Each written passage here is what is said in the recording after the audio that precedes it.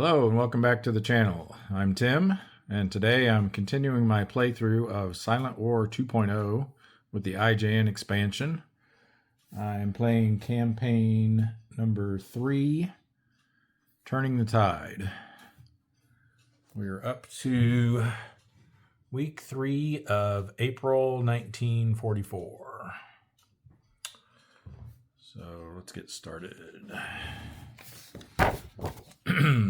All right, we start off with the war event phase. So we'll roll a d10. If we get a 0 to 3, then we'll consult the war events table. The white die will indicate whether or not we have a war event. And if we do, the black die will tell us which one. And we do. So it's event number 3, which is going to be... let's see, that's not on, yeah, that's right, that's not on a player aid. So let me grab the scenario book real quick. Let's see, War Period 3. And War Event 3 is going to be Special Mission Airstrike on Truck.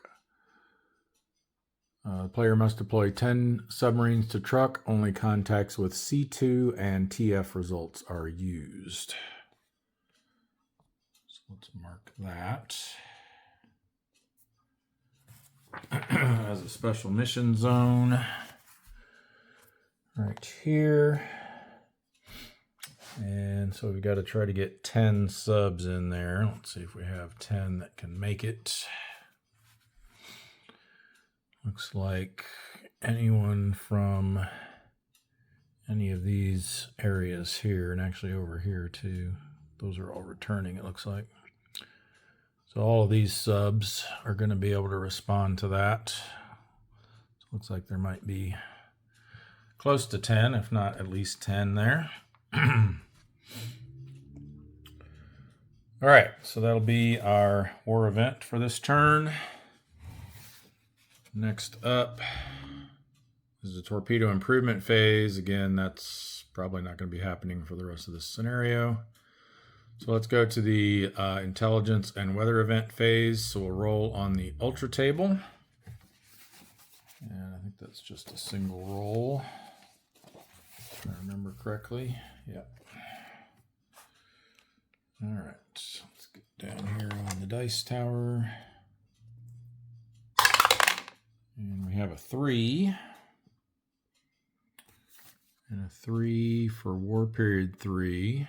Come on, focus. Is going to be... Don't want to focus, huh? It's the Java C and the Solomons. Just got to get it far enough away. There we go. Kind of like me with my bifocals. All right, Java C and the Solomons.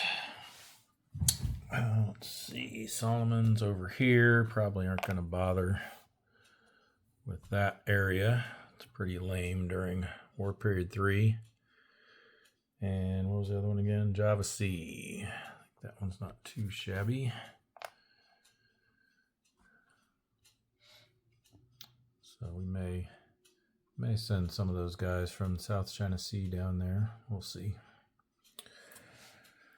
All right. For weather,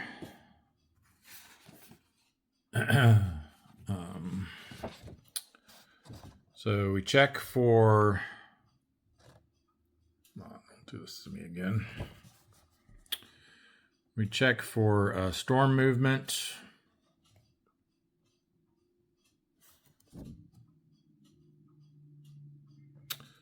Guess we're going to have to hold it further away.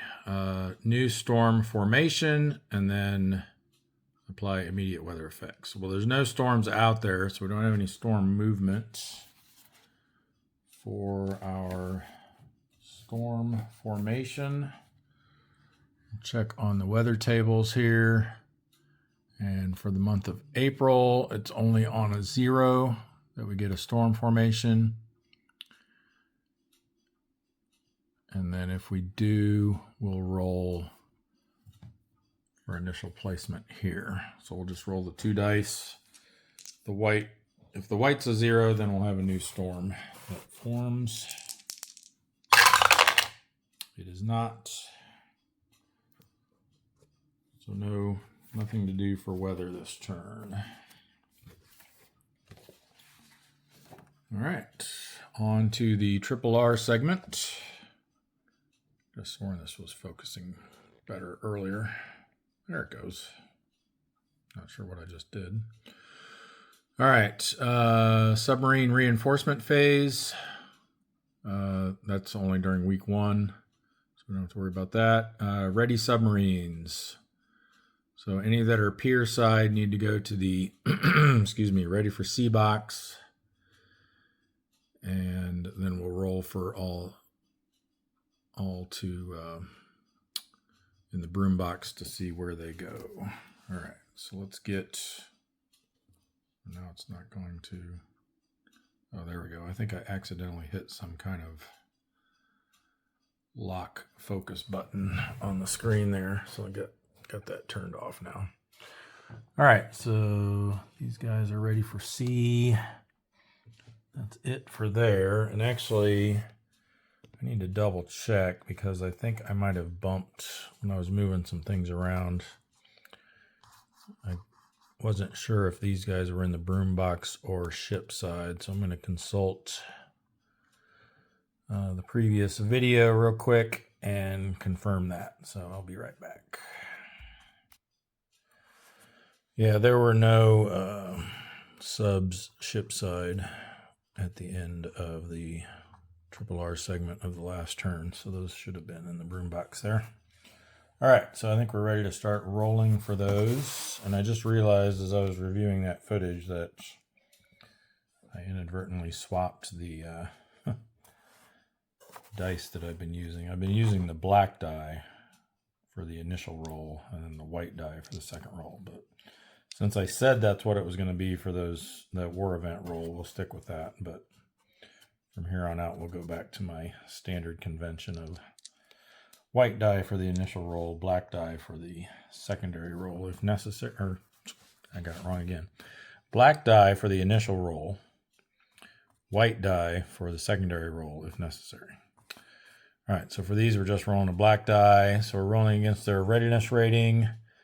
So Burrfish needs a 5 or less to go ready for sea. And they get it. And we've got the Billfish, also 5 or less. Yes. 5 or less for the Pampanito. Nope. 5 or less for the Gunnel.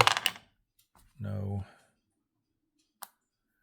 And then 5 or less for the Robolo. No. So not quite as good as last turn. They all made it out last turn, if I remember. Well, I do remember correctly because I just watched it.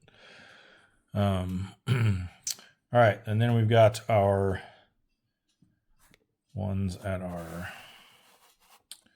bases. Let's start up here with Fremantle. We've got these. The Pike needs a 4 or less. He makes it.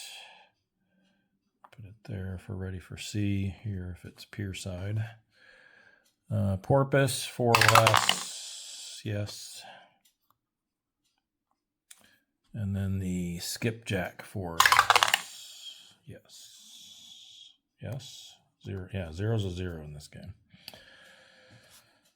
Unlike, what is it, Battles for the American Revolution, I think. 0 is a 10. So, all right. So those all made it out. We'll join the Sea Dragon there in the broom, in the ready for sea box. Then we just have the Bluegill at Brisbane needing a 5 or less. Made it. And we've got a couple here at Pearl Harbor. The Apagon, 5 or less. No. We'll go pier side. And the Redfin, 5 or less. Yes. So Redfin, ready for sea. Apagon pier side. All right, and then we got some repairs to check on. The who is this? Gudgeon needs a 5 or less to move to repair box 1. Ooh, just missed it. And then we got several, well, not several, I guess 2 here in repair box 3 at Pearl Harbor. And they're going to need a 4 or less to move on. So let's check for the sand lance. Ooh, just made it. So they go to repair box 2. And the runner does not. They stay in repair box 3. Oops. So that's our results after the RRR segment. And next we have, well, still technically part of the RRR segment, the prep for operations phase. So let's get everybody moved to the operating section of their respective op areas.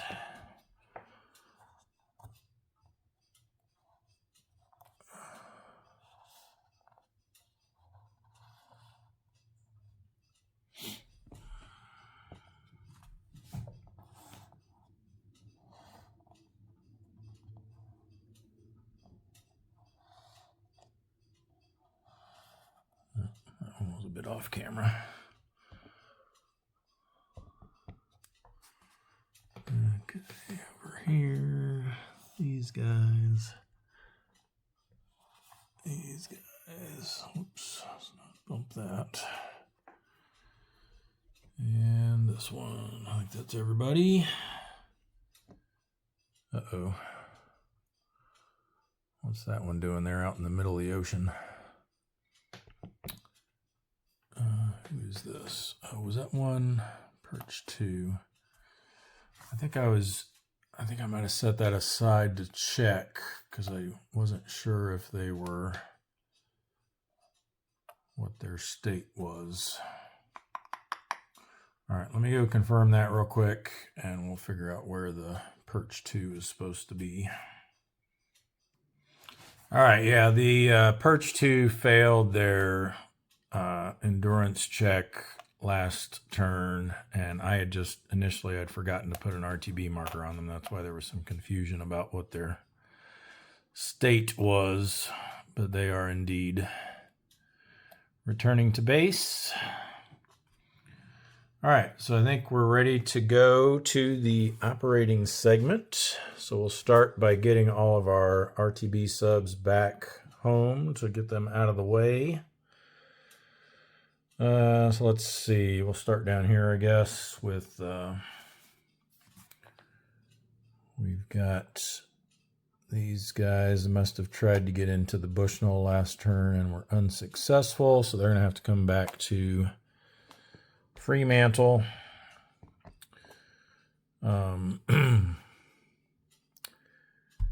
And let's see, there's only one red box along the route. They're on transit side. The fact that they're damaged, I don't think affects that. Let's see, transit checks. Yeah, doesn't matter that they're damaged. So they won't have to roll for a transit event. They'll come back to Fremantle, but we will need to roll for their damage. So we'll start here with the Grayling. And a 5 is going to be light damage. So they'll go in repair box 2.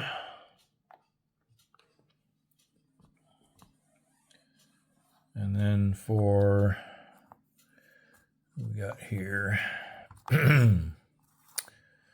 the Haddock, 8, so that's going to be heavy damage. So they're going in repair box 3.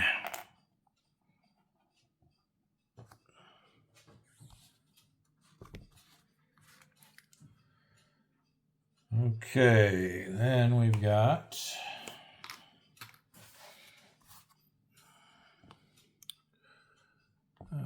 some up here that can get to, well, these guys can get to either the Bushnell or the Fulton. How are we looking? The Fulton's only got one and it's ready for sea. So they've got full capacity. They can take 7.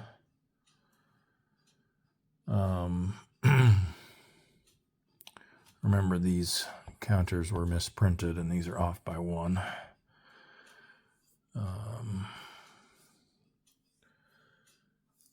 Whereas the Bushnell's empty as well, so I guess it's a matter of where we want them to be. This is a Below, a Gato. That one's damaged, so they might not make it in.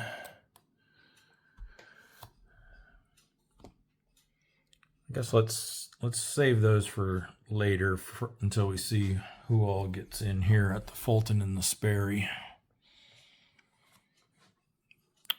These guys are outbound, so they're not coming back yet.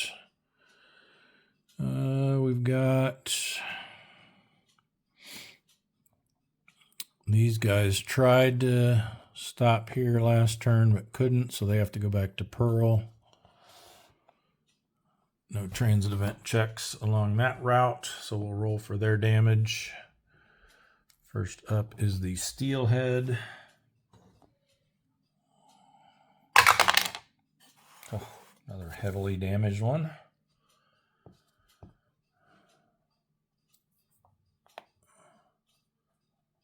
And we have the Archerfish.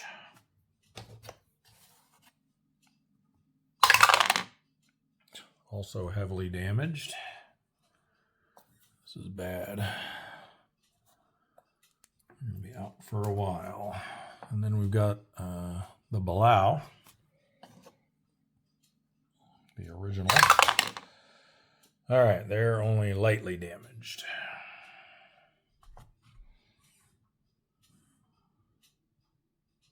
Yeah, so that's repair box 1.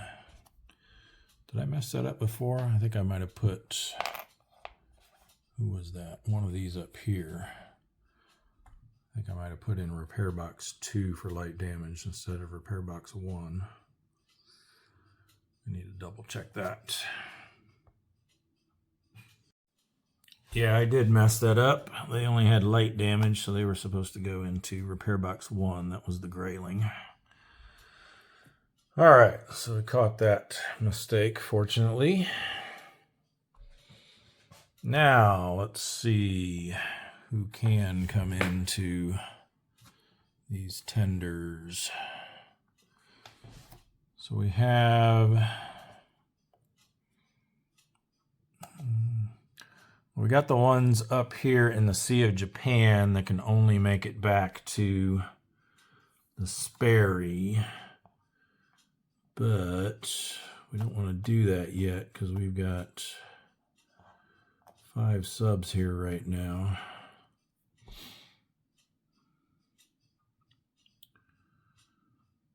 So I'm thinking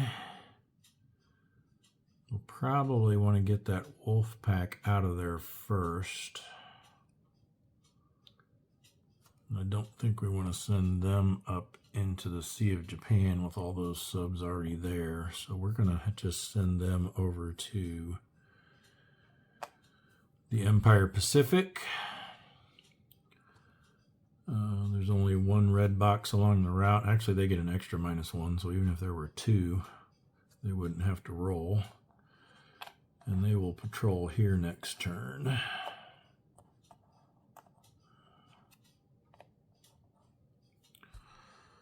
All right, so that frees up where we can get some people in here now.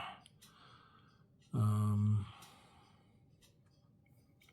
I think we'll send these 2 for sure there. They're not damaged at all, so they can go into the broom box of the Sperry.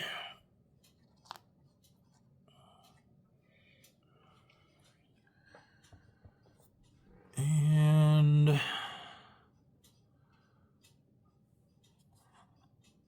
And let's go ahead and try some of these damaged ones.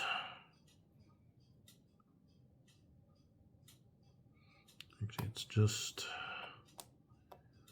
Okay, so we've got 4 patrolling there. This guy can patrol there, but he's damaged. We'll probably voluntarily RTB him back. All right, so they're going to come back through here. Now, they do have to roll for a transit event leaving the Sea of Japan. There is congregating risk there because that's 6 subs there, so they're going to get a +1 for that. And they automatically get a +2 for leaving the Sea of Japan. So that's a +3. But then -1 for being on transit side. So it's going to be a +2 to the roll, but you don't consider the area they're leaving. It's just the ones they're going through. So we'll make this the governing op area since they're the same. And so unless they get a 9 or higher with a +2, they'll be okay. And they got a 0. Perfect. So no transit event. So now we have to roll for their damage. So it has to be superficial damage for them to go into the Sperry. And it is not. So they will have to go back to Pearl Harbor next turn. And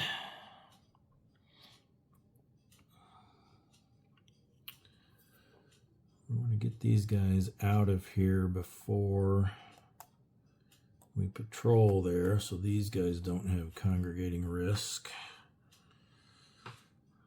But then at the same time, we don't want them here while these guys are patrolling. So I think we'll hold off on that for now until after these guys patrol. Then we'll send him back. Try to manage that congregating risk. All right, so I think we'll go ahead. So Sperry's got 1, 2, 3, 4, 5, 6 now. So I don't think we'll send any more up there. We'll go ahead and send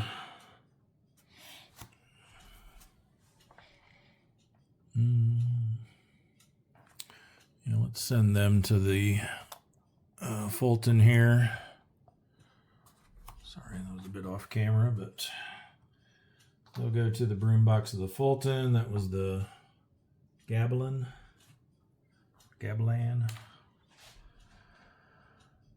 All right, and then, so with all that being said and done, I think we'll go ahead and send these 2 guys back to the Bushnell. Either one of them are damaged, so they can go in fine. No transit event check needed. That's the Golay and the Blackfish.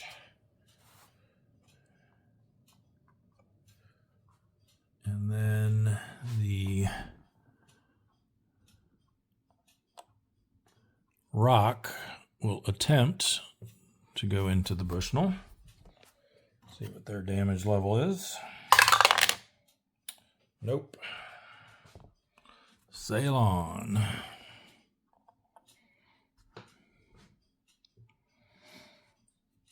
All right. And I think that's everyone then. That's definitely everyone that was RTBing. We still have that one that will, like I said, probably voluntarily RTB, but we're going to wait until these guys finish patrolling there first. Yeah, I think we're ready to start doing some patrolling. So let's start with our special mission zone. So let's see who all we got that can make it there. We got these 2, this one. So that's 1, 2, 3, 4, 5. And I don't think anyone else can get there. We're having to get to the Carolines.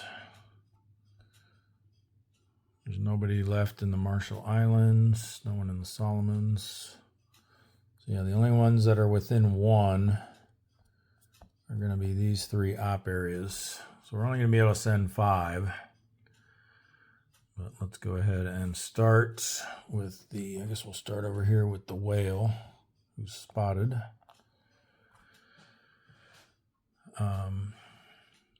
So transit move patrol move from here to here. So they will need to roll for that since they're on their patrol side.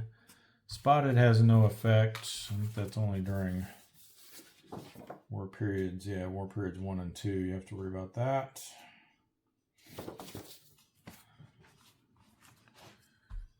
So, just looking to not roll a 9. They don't. And then they have to do another transit event check to move into the SMZ with a +2 modifier using this. Well, actually, we didn't even need to roll. What am I talking about?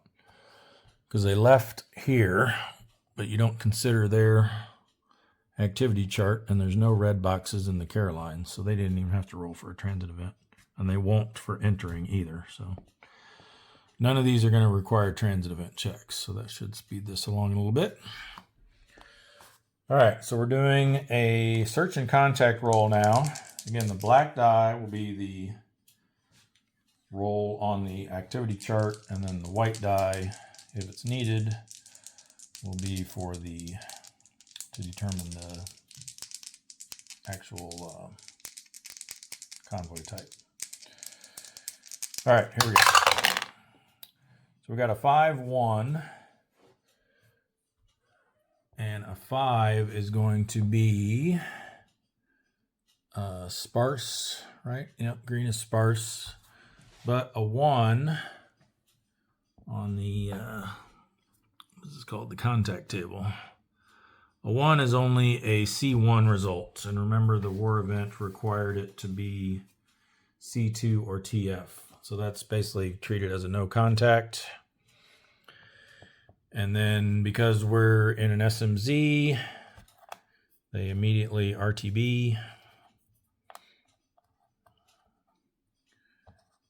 And let's see, they can make it back to the, either the Bushnell or the Fulton, actually, wherever we want to send them. This is a Gato class sub. Let's send them.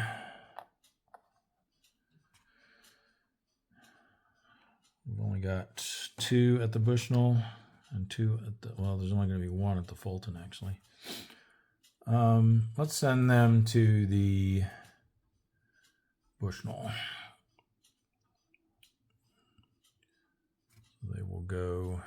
Technically, they would roll to see if they lose their spotted marker, but it doesn't really matter because they made it to the Bushnell.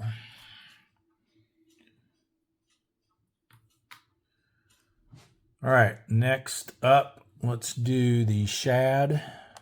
So again, I'm not even going to say it just to save time. No transit event checks. So search and contact. 9-3. 9 is going to be moderate density, but unfortunately a 3 again is still just a C1, so they find nothing. It has to be C2 or greater, so they will also RTB to the Bushnell. All right, the Tarpon, if they have any better luck. 09, yes. Well, sort of. The 9 would have been a task force, but unfortunately 0 is no contact, so they strike out as well. And they will likewise RTB to the Bushnell. Oops. And down here we have the Bashaw. Search and contact roll. 2, 4. Nope, that's going to be no contact. And even if it had been, a 4 is not good enough. We need at least a 5 on that white die. So they will RTB. We'll send them to the Fulton instead. Kind of spread things out a little bit here. And then lastly, we've got the Flounder going in.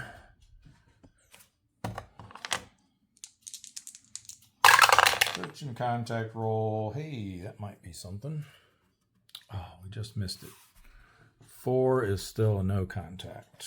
So, wah, wah, wah. So all 5 of them struck out there. And they will RTB to the Fulton. All right, so that's all that we can send for our war event. It was up to 10, but we only had 5 that could reach it. So I guess let's go ahead and knock out the North Pacific next so that we can get that 1 sub out of the Sea of Japan. Actually, wait a minute, what happened here? Why are all these... Did I forget to move them up?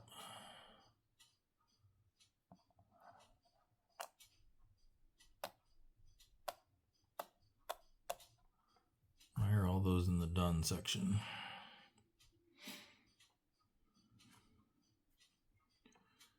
Let me double check the footage there, see what transpired there. Yep, I just forgot to move these guys up. These have just moved in here this turn, but these 3 and the wolf pack, I forgot to move up during the Triple R segment. So those guys are up there. So yeah, we need to patrol. Actually, I'm probably not even going to have them patrol there, so we'll just move them out, and then that'll free up some space for that sub coming back from the Sea of Japan. So, that being said, we'll probably have them patrol here in the Bonin. So I'll just send the drum down here. We'll do them first. Move our current operating area here so we know what we're doing.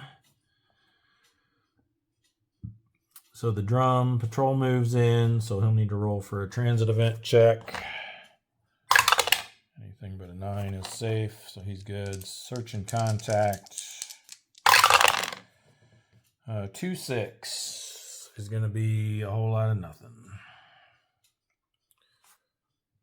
So endurance check. Didn't find any contacts, so he gets a -1 for that. And he is an A rating in torpedo level 1. So it would normally be a 7 or less, so he needs an 8 or less. Ooh, just made it. So drum gets to stay out. All right, that frees up a spot then so that, whoops, knocking everything around again. Get this in the camera shot. Who is this? The Cisco is going to voluntarily RTB.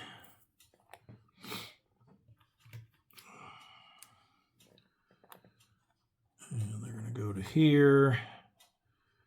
And again, +2.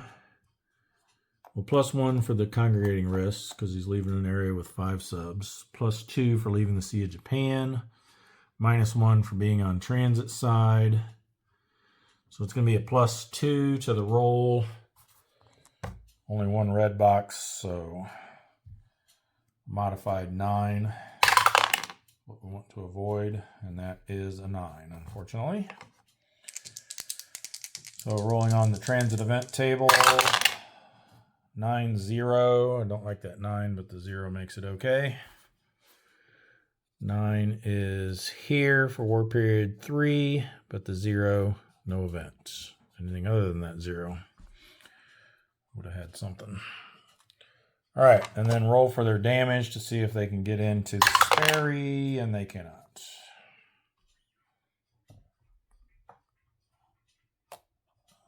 Damage rolls have been terrible.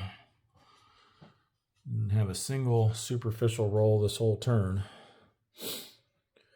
All right, so now we can just focus on patrolling.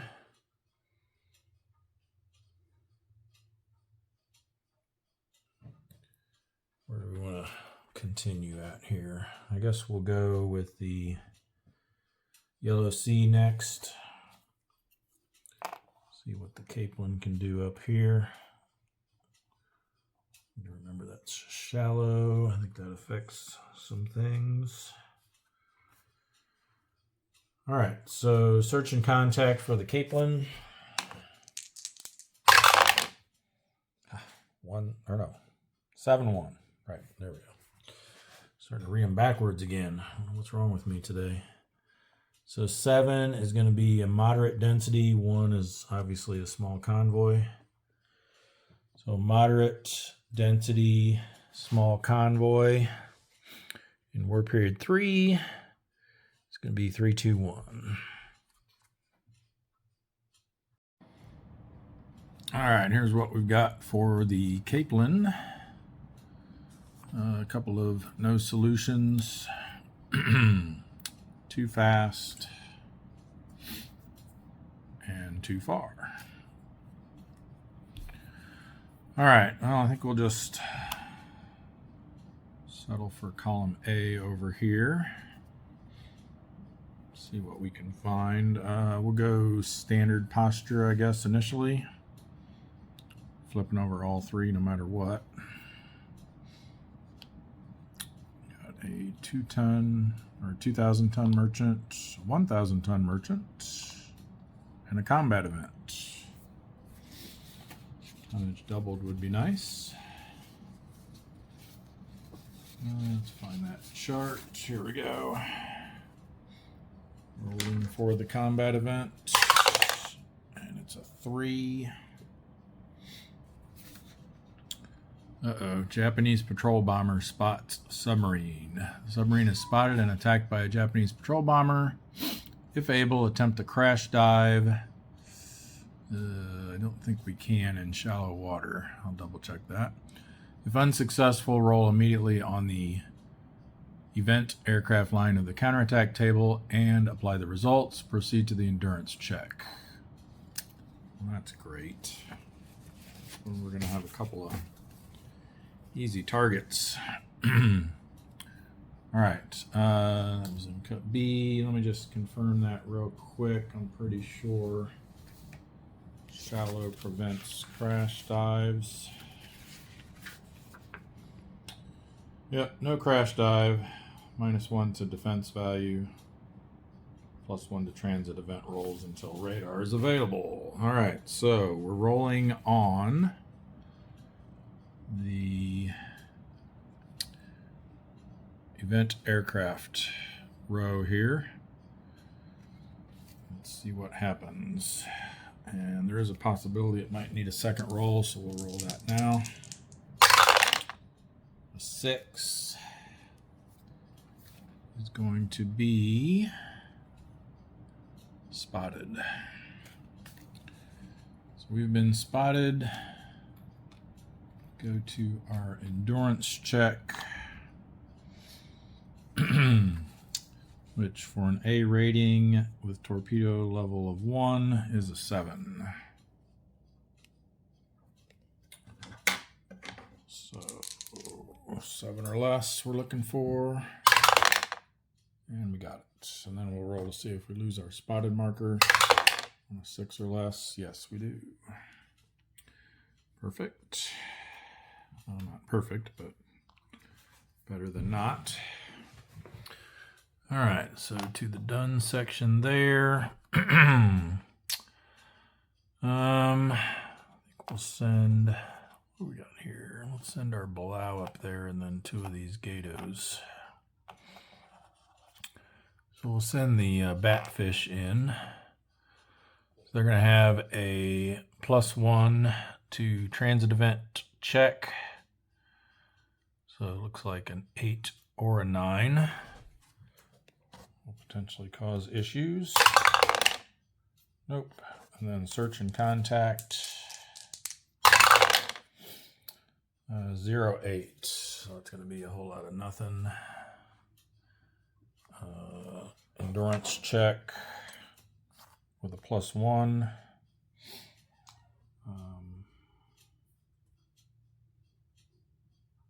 No, with a -1, sorry. So I'll need an 8 or less.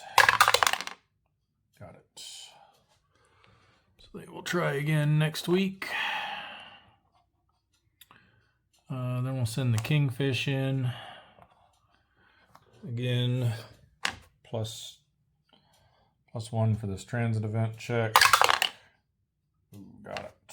So we got to roll on the transit event table. 7 and 5. That might be something. 7, 5 is spotted. So they've been spotted. And search and contact. 3-3. That's good enough for a sparse small convoy, which will be 2 and 1. All right, here's what they found. Too fast for that one.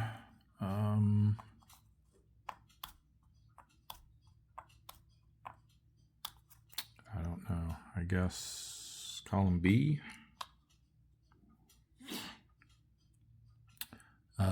Standard posture. Okay, we got a destroyer.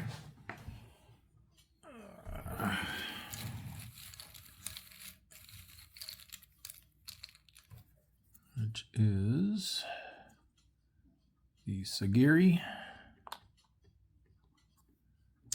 And another destroyer. You're playing with the IJN expansion, the DDs and the DEs both just get replaced with a destroyer. Okay, little baby one this time. The Shiokaze. All right, well, I guess we'll try to take down a destroyer. We will get to ignore the ASW of the one that we target. Which I guess if we targeted both, we could ignore both, theoretically. For the split shot, but I don't think a split shot against the destroyer is very wise.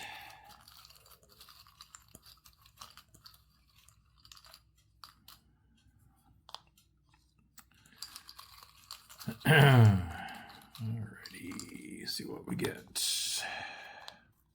-1 there, +3 there. Yikes, okay. I guess we'll go after this guy. So he's a 6, -1 makes him a 5. He's over a column though, so back up to 6. We ignore his ASW, but not this one. So that makes him a 7. Excuse me. We are an 8. So we need a 1 or less.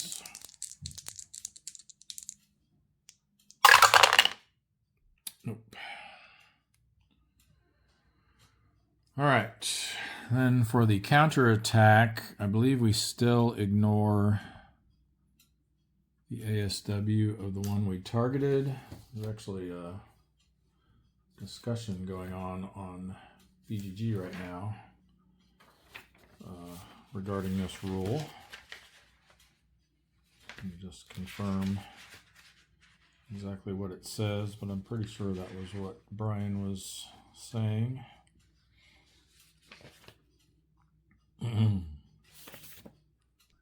No, actually, I don't think that's the case. Maybe I misunderstood what was being discussed in that BGG thread, but this says here, if the escort is damaged or sunk, its ASW value is not used in the counterattack round. But, so So I guess it depends on whether we damage or sink it, and we did not. So I think its ASW is counted in the counterattack. That's the way I read it anyway. Pretty sure that's the way I've been playing it. All right, so we've got 3 for the war period, 1 red box in the op area. Then we've got 2 ASW that's revealed, 1.5 rounded up. So that's going to be a total of 6. Our defense, we have -1 because we're in shallow water, so our defense is only 3, which puts them on the 3 to 4 row. And there are no modifier, or no, +1 for being spotted. Right. So +1 on the 3 to 4 row. And a 6 is spotted, but we're already spotted, so no further effect. And I don't think we want to take another try there. So we will go to the endurance phase, and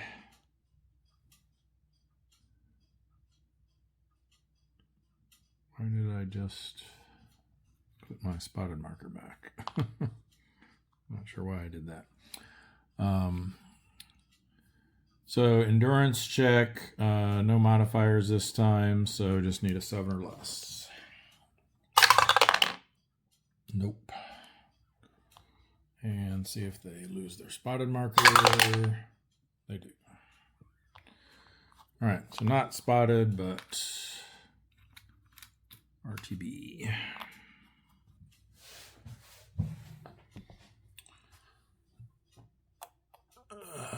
And we'll send the Haddo in, see if they have any better luck. So +1 on the transit event check. That's an 8, so no. And then search and contact, 8-8, there we go. That's going to be a moderate density task force. So moderate density task force, war period 3 is going to be 2, 2, 3, and 4.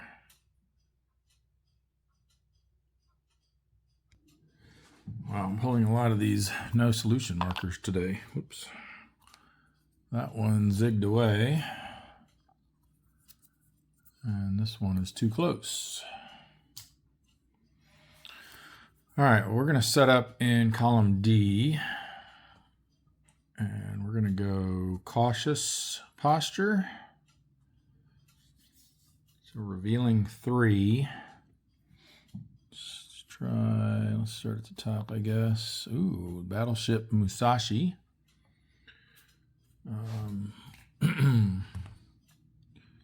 Now let's see if we're actually allowed to find it in the Yellow Sea at this time. What was that at? Is that on here?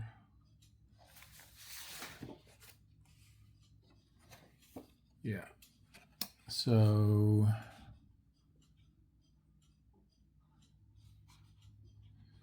during 43 and 44, Yamato-class battleships may only be encountered in East China Sea, South China Sea, North Philippine Sea, Marianas, or the Carolines. So not the Yellow Sea. So that's a bummer. So no Musashi. All right, let's try this one. Ooh. Just a battleship counter. We'll draw one at random. Hopefully it's not the Musashi again, or the Yamato. It's the Nagato. Let's see if there are any restrictions on that. I think that would be just the regular Japanese battleship doctrine rules, which state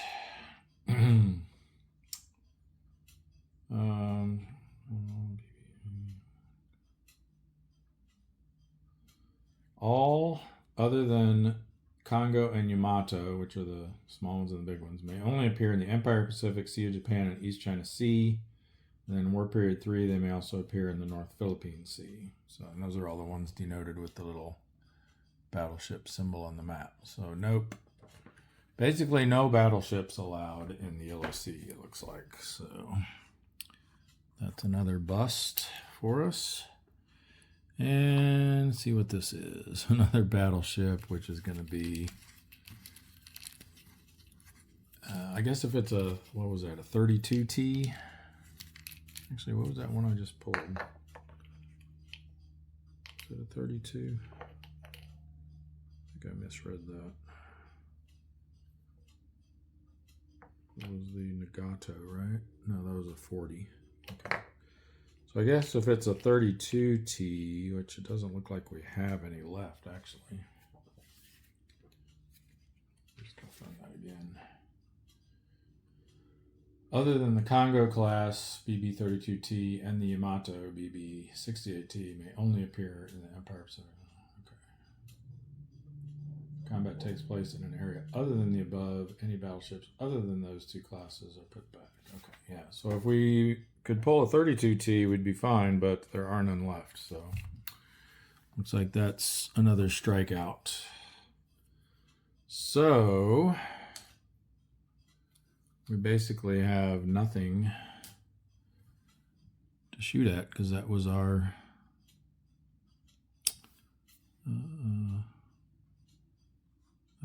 three. So we'll proceed to re-attack round. We'll slide over here to column C, see if we have better luck over here. I think we'll still stay cautious. Okay, a light cruiser, which they have one left. So that's going to be the Tatsuta.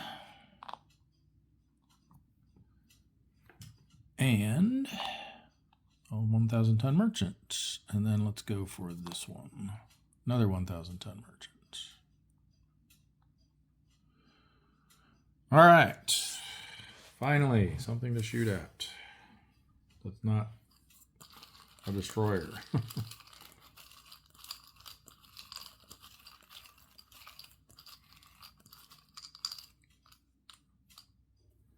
All right. Bloop.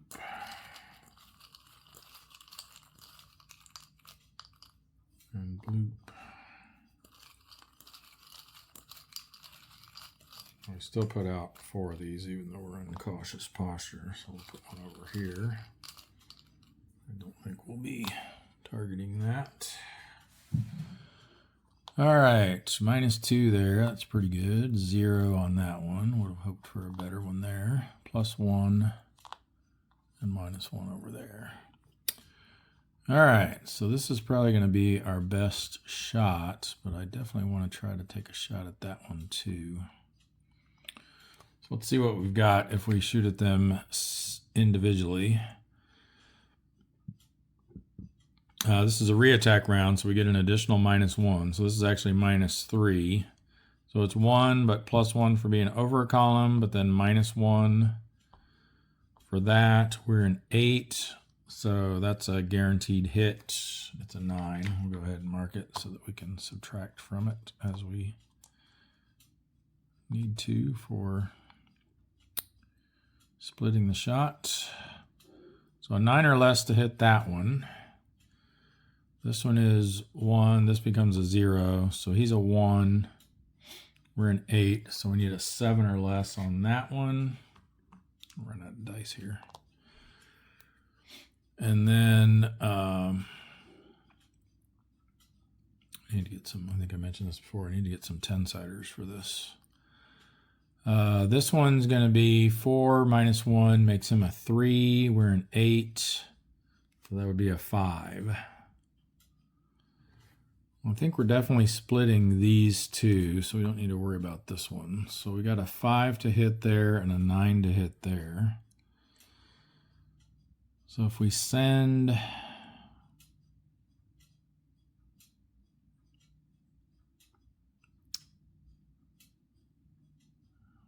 Thinking we send 6 here and 1 here. That would take this down to a 3. It only knocks this down by 1 to a 4. I think 2 chances to hit either a 4 or a 3 is better than 1 chance to hit a 5. All right, we'll do it that way. We'll do the cruiser first. So we're looking for a 4 or less. Oh, just missed it. Right, yeah, it's the black die, and then the white die is the damage roll. We missed that one, and then a 3 or less at the merchant. And of course we get that one. Should have done it the other way around, of course. All right, yeah, because 7 plus 1 for our torpedo makes 8. That's well more than enough to sink that guy. So that's going to be a 1,000-ton merchant for the Haddo. I need to find my paper. So we're on week 3 of April 44, and the Haddo gets an M1T. All right, let's chalk that up. One more ship. We'll roll this over. Tons go up to there.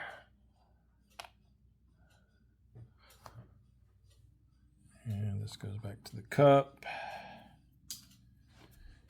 And, oh, you know what I forgot? We were cautious and I did a split shot. So I was supposed to designate 1 as the unmodified. I think we did we still get it? No, we didn't actually. Let me rewind that a bit here. So we needed a 3 or less there and a 5 or less here, or no, a 4 or less here. But we would have had to designate 1 as the, what's it called again? Where's the bit about posture?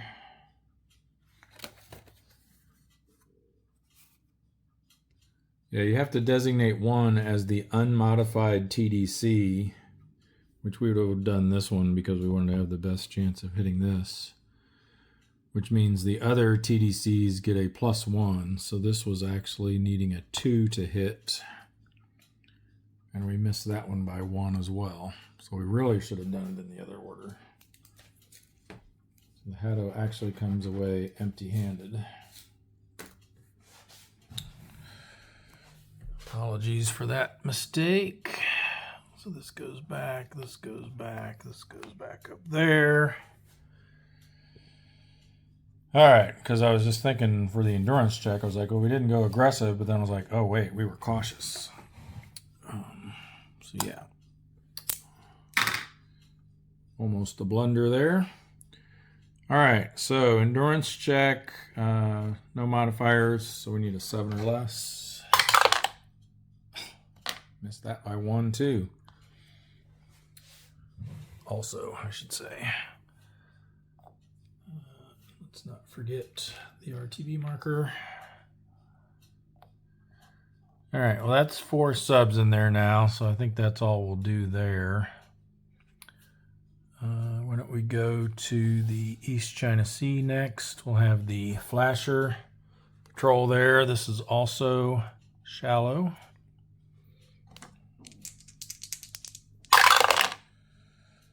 Nope, 0-3. Found nothing. So endurance check with a -1. Needs an 8 or less. Yes. So he stays. Yeah, they'll be there. They already moved this turn, so they're done. We'll move the ray into there. So endurance check, or not endurance check, transit event check with no modifier. Safe. And then search and contact. Nope. 1-1. Whole lot of nothing. Endurance check for them. They failed.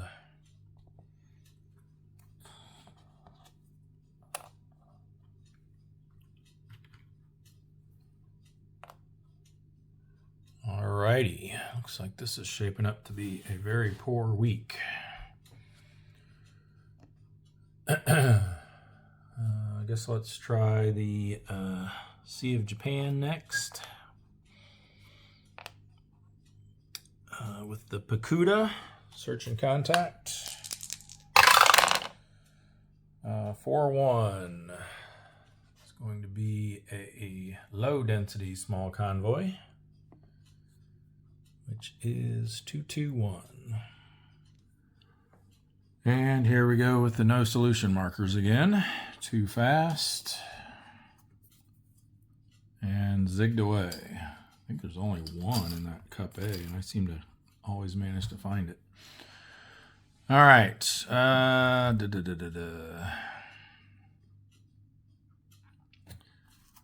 Thinking we go into B. That way in the re-attack we can shift one side or the other to leave out something if we need to. I think we go cautious here just to play it safe. Still flipping all of them. Destroyer.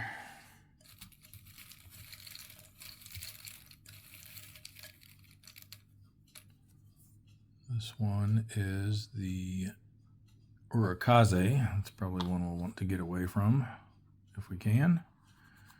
Unless something worse is over here. We got, oh boy, Diligent Escort. So let's see who it is. I need to refresh my memory again on. I think we give them a +3 or something like that to their ASW.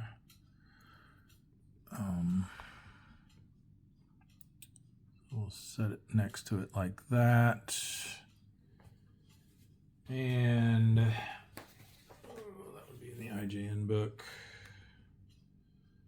Diligent Escorts. Yeah, they have their ASW increased by 3, so that, but never more than 6. So that's a 4 now.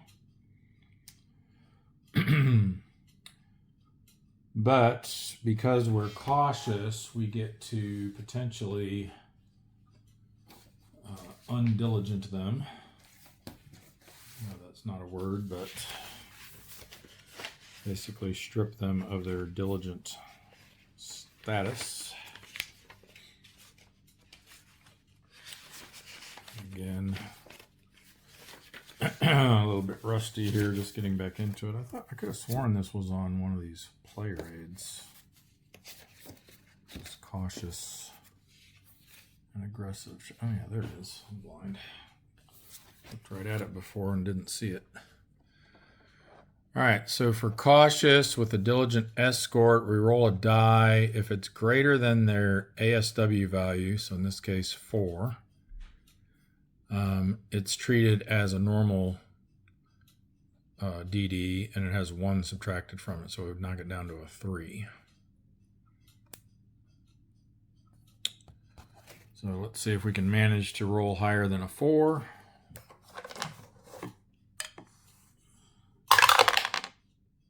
And we do not.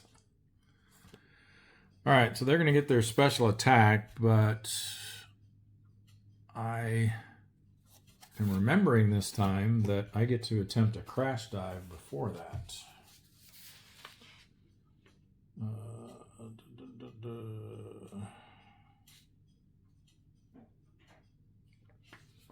Right, isn't that the case? Yes, attempt to crash dive if able. 28.2. All right, so this one has a crash dive rating of 0. So we need to roll a die, subtract any super skipper rating, and compare the results to the crash dive rating. So basically we need a 0 in order to successfully crash dive, and we do. So we avoid his special diligent escort attack. Or no, we don't. We were still rolling the table, but any result other than no effect is spotted. So the worst they can do is spot us. All right. So we're rolling on the diligent escort row of the counterattack table. We only need to roll 1 die for this. And it's a 6, which is indeed spotted. But even if we had rolled 7, 8, or 9, it would still just be spotted. So we've been spotted.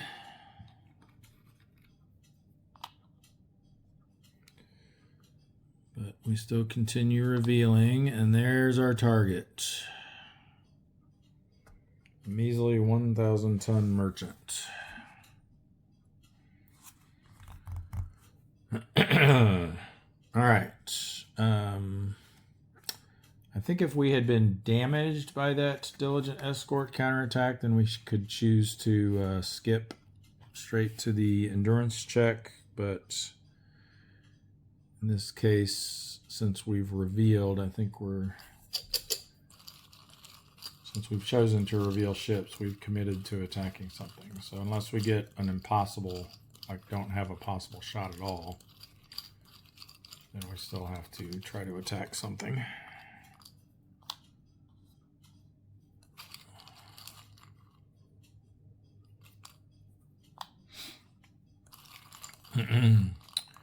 But with 6 ASW in our face, we may not have a possible shot. +2 on that one, definitely not on him. Definitely not on him. And probably not here either. So we've got 1 + 1 for being over row is 2. Another 4 makes 6. And another 2 makes 8. So actually we can hit it on a 0. I think I would have almost preferred it to be not possible, because then we wouldn't have to suffer a counterattack. Especially since we're spotted. Okay, so we need a 0 to hit it. And we did not get it. So now for the counterattack, we've got 4, 5, 6. 3 for the war period makes 9. And 2 red boxes in the Sea of Japan makes 11. So we're on the 8+ row. We're +1 for the spotted marker, but -1 because we're cautious. I think we might have forgotten that -1 for being cautious before for that, but I don't think we didn't really suffer any negative results, so I think we're okay. All right, so no die roll modifier, but we're on the 8+ row. This could hurt. 5 is going to be just damage. Okay.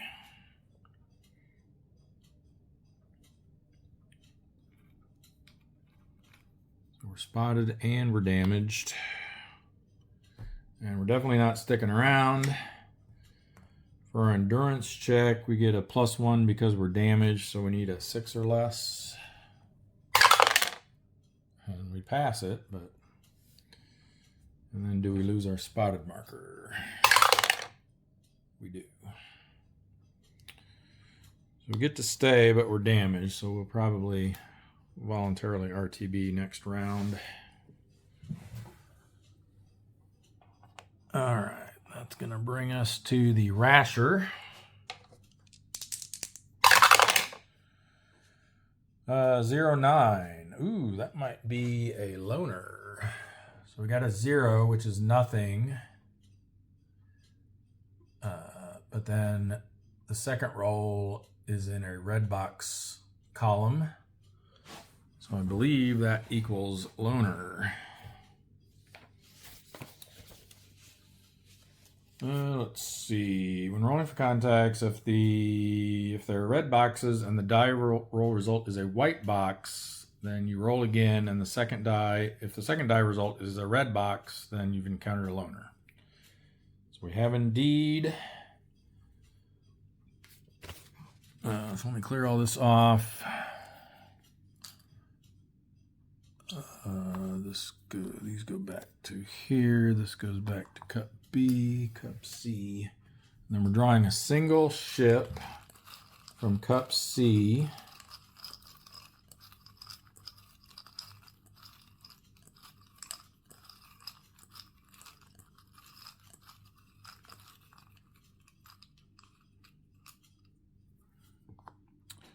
Alrighty. Get our submarine. And then we roll to see if we set up in its column or an adjacent column. So we have to roll less than or equal to our tactical rating, which would be modified by a super skipper value if we had one, but we don't. Our tactical rating is 4, so we need to roll a 4 or less to set up in the same column. We do not. So we'll set up over here. All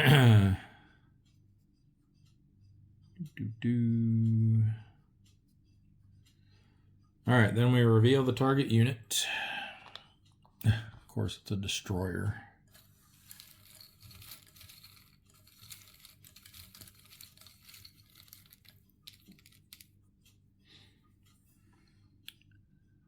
The Asagumo.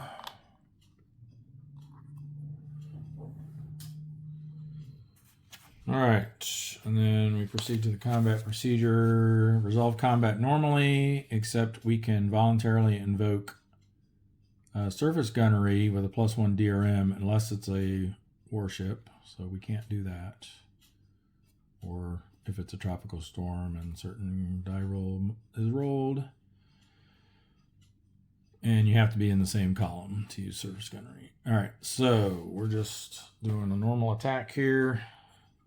Torpedo attack from an adjacent column. We'll go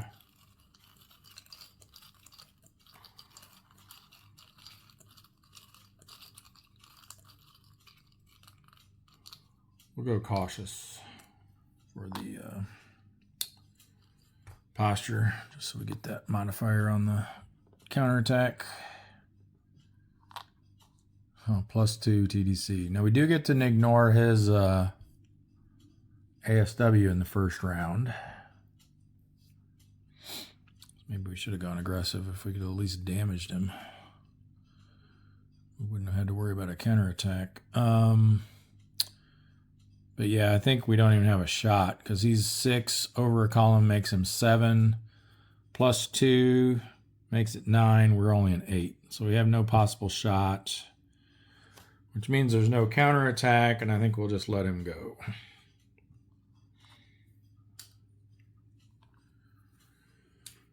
So endurance check, and we do get the same modifier as encountering no contacts when you encounter a loner. So we get that -1 modifier. So we need an 8 or less, and we get it. All right, then we've got the halibut. 6-9, that's going to be a task force. It will be moderate density. Moderate density task force is going to be 2, 2, 3, and 4. All right, here's what we got. 1, no solution. Bad angle. All right, we're going to set up in column D and go cautious posture. So we're flipping 3. Let's go for these. Destroyer. Let's see what it is. I might want to unflip him.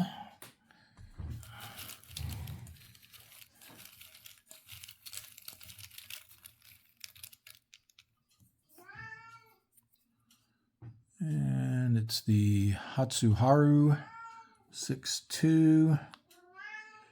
Yeah, I'd say he's probably worth flipping.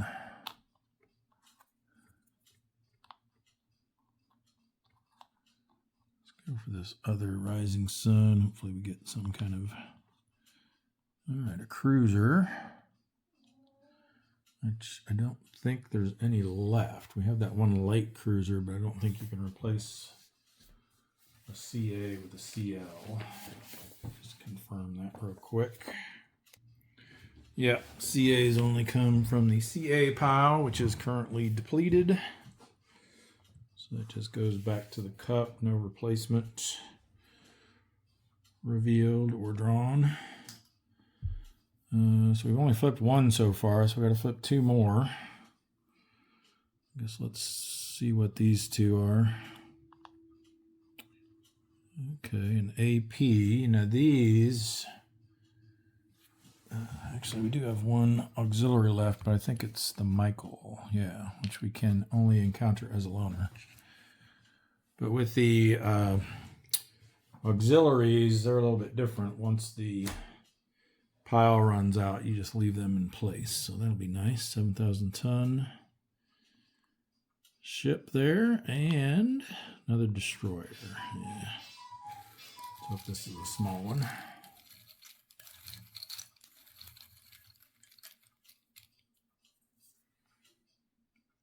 Nope. It's the Suzukaze. All right, so there's our targets. We need 4 TDC markers.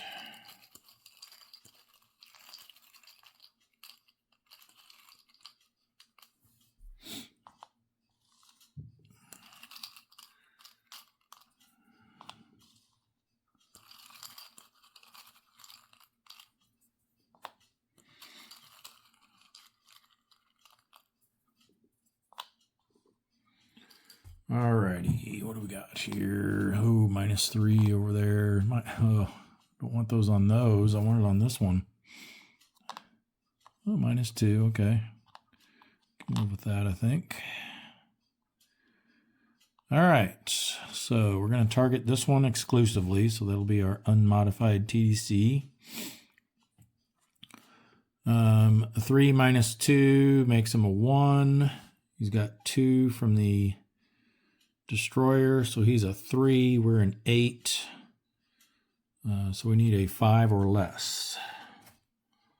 Let's see if we can get that.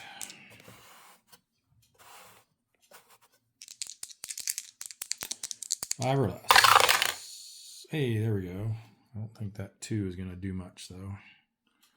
Unfortunately, for a 7,000 ton, well, it does get a +1.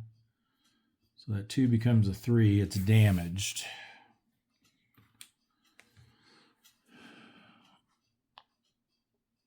So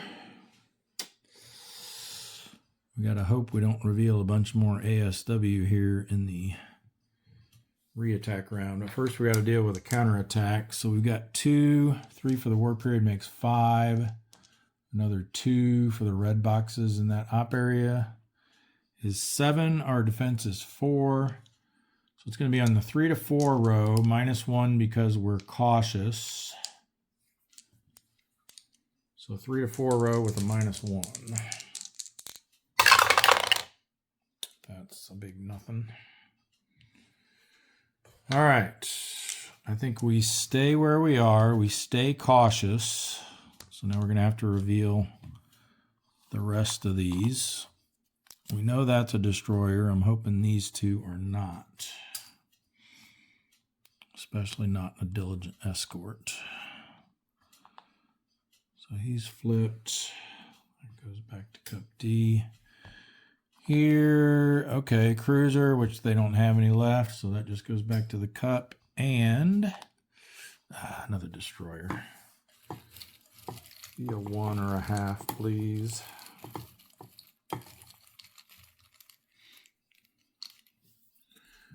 All right, nope. We got the Wakasuki.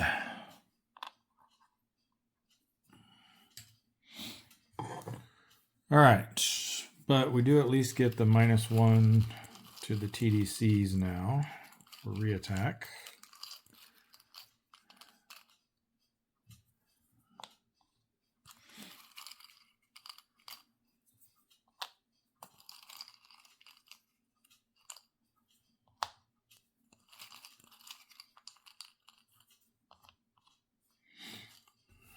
All right, -1 there, +1. Come on, be a good one. Mediocre. All right. Let's see. I think the fact that they're damaged, though, I think that reduces their defense as well, so that'll help. All right. So again, just targeting this one. This is a -2. Let me just confirm that. Is that on my DRM list? Where's my DRM list? Here it is. Searching contact, 2-hit roll. Nope.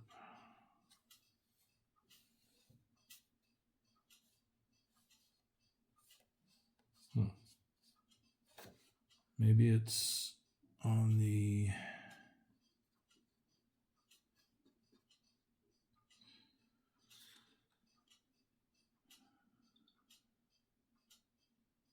Let me consult the rule book here. Yeah, if the target ship has a damage marker, subtract 1 from its defense value. All right, so basically he's at 0 between the TDC and the damage marker, and then he's got 4 from the ASW, so he's going to be a 4. We're an 8, so we need a 4 or less. Come on, let's get this guy. Yes, and 3 becomes a 4, which is a sunk result. All we needed to do was damage it again, and he would have been sunk as well. All right, so the halibut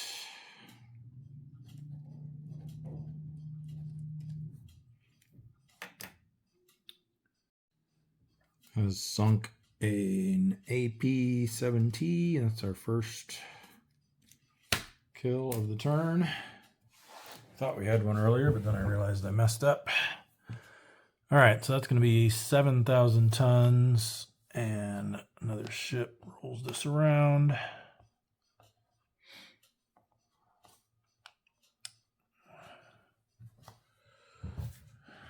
Okay, very good.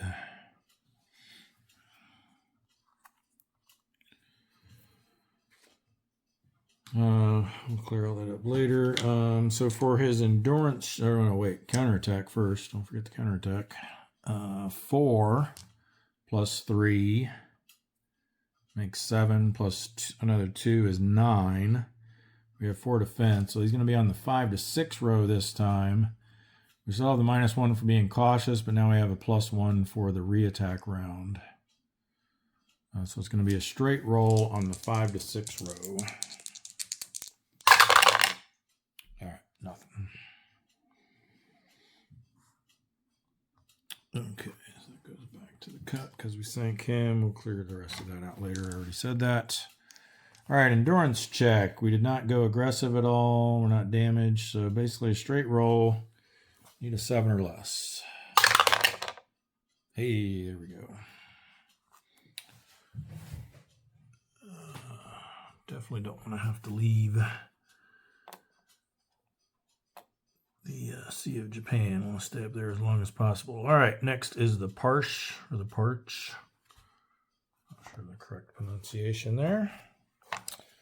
Search and contact. 7-9. Ooh, it's going to be another task force of the moderate variety. I think that's what we just had. 2, 2, 3, 4. You know what? I just realized I totally flubbed the fact that there was... I don't know why I was ignoring this one for some reason. There was actually 6 ASW there for that reattack or for the second, for the re-attack round. Now, it wouldn't have affected their counterattack because I rolled a 0, so that was fine, but I don't think... what did I need? I needed, actually, didn't I roll a 0? It may have worked out to be the same anyway. Let me double check. So it would have been 6. We needed to roll 2 less than what we said. So we actually needed to get a 2 or less instead of a 4 or less.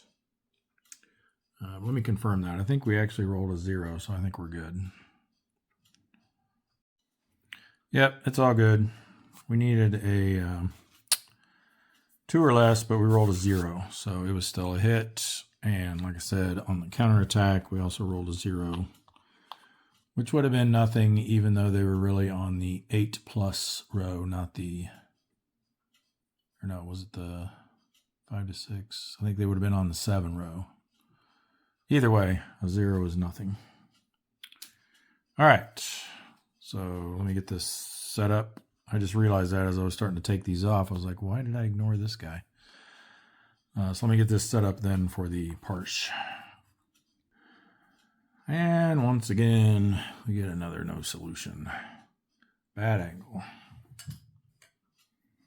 Can't seem to not draw one of those out here this turn.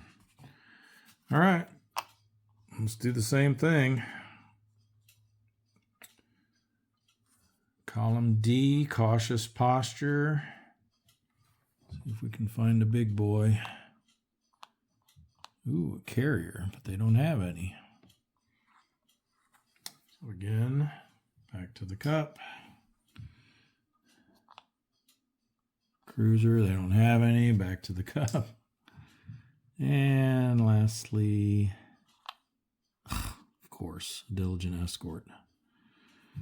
All right, let's see if we can, since we're cautious, we can try to make him not diligent. And if we do, we can actually unflip him. All right, so it's the Umikaze, which gets 3 added to his ASW, which makes him a 5. We have to roll greater than a 5 in order to make him not diligent. Oh, man. All right, we will attempt a crash dive. Right, we're not in shallow water. We have a rating of 0, so we need to roll a 0 to successfully crash dive. We do not. Where were you last roll where I needed you? So they're going to get to roll on the diligent escort row of the counterattack table. And a 4 is nothing. All right, well, we've committed to revealing units, so we have to place TDC markers.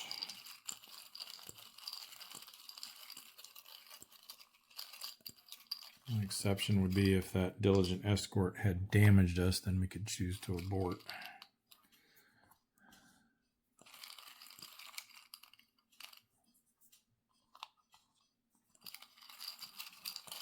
Should probably just place these face up, it'd probably be quicker. All right, -2, +1, -2, and +2. All right, so who do we want to take a chance on?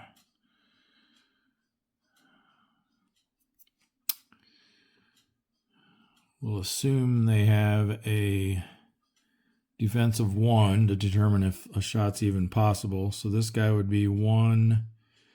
He's getting 5 from this, so that makes him a 6. -2 is a 4. We're an 8, so as of now, it would be a 4 or less to hit.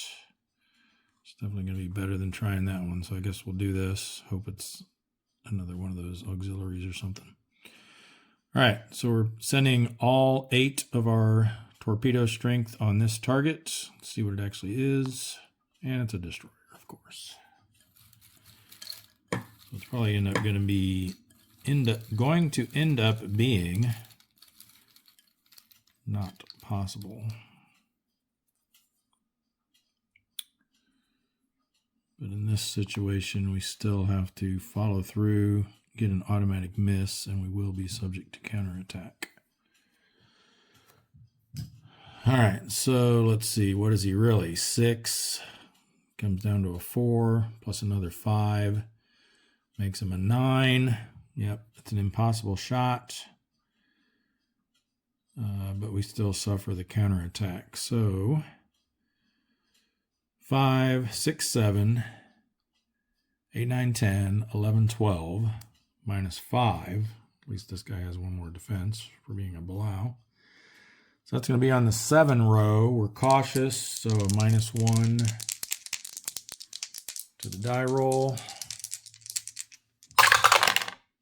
Ooh, 4. It's still going to be something. I think it's just spotted, hopefully. Yep. So we've been spotted. We are going to turn tail.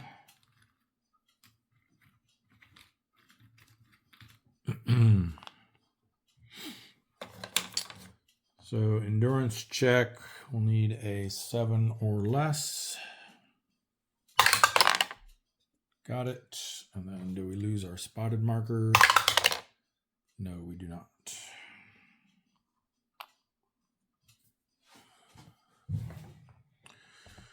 All right, so that concludes operations in the Sea of Japan.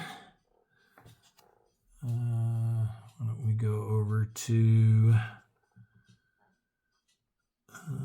let's see, this wolf pack only counts as 2, so we could send both of these into the Empire Pacific without any congregating risk. Speaking of these 2 here, let's start with the bowfin. So transit event check. 9 means we need to roll. Ooh, 8, 6. That's not going to be good. 8 and 6 means we've been spotted and we have to return to base. Well, that's a bummer. That was our super skipper, too. Spotted, return to base.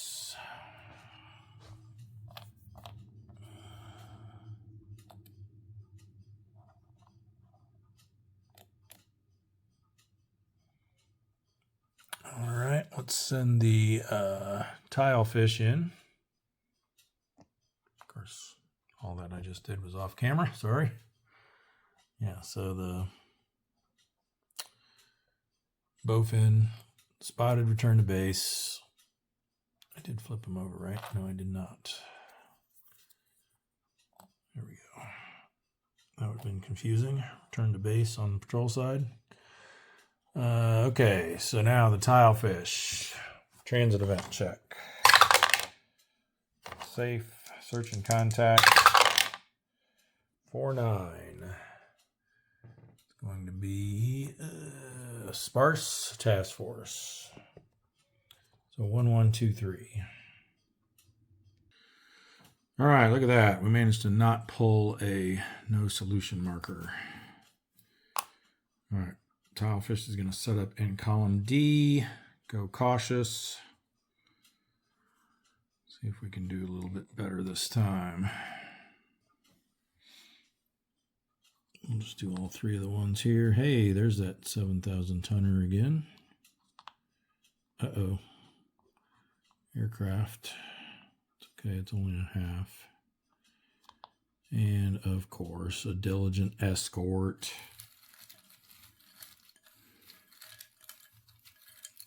Coming along to spoil the party.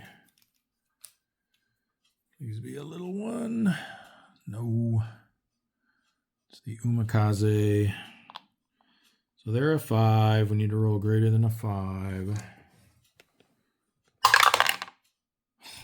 Come on. All right, we attempt to crash dive. We need a 0. Now I roll a 9, of course. Then they get their diligent escort special attack. A 7. Uh-oh. 7 is damaged. Boo. Now, I think we will invoke the Special rule. Just make sure of that, but I'm almost certain that if you are damaged from the Diligent Escort's special attack, if the submarine is damaged, the player may choose to withdraw from combat at this point, proceeding to the endurance check. So that's what I'm going to do. So because we're damaged, we need a 6 or less. Get it. We're getting the... I would have been fine with a high roll there. I was just going to say we're getting the low rolls when we don't really need them, getting the high rolls when we need low rolls. All right, so they're damaged. Stay out on patrol, but again, we'll probably voluntarily RTB them next turn. That's going to do it for the Empire Pacific. We'll have these two patrol move down to the Bonans. So transit event check, safe, search and contact. 6-9. Well, we're getting a lot of task force at least. Task forces. 6 is going to be a slow density one. So that's 1, 2, 2, 3. And the no solution markers are back. This one is evading. Oops. All right, you know the story. Set up in column D, go cautious.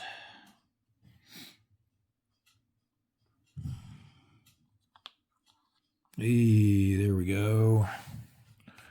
I believe Sea of Japan we can find, or no, we're not in the Sea of Japan. What am I talking about? We're in the Bonans. So I think they're, was the Bonans one that the big boys could show up in at this time of year?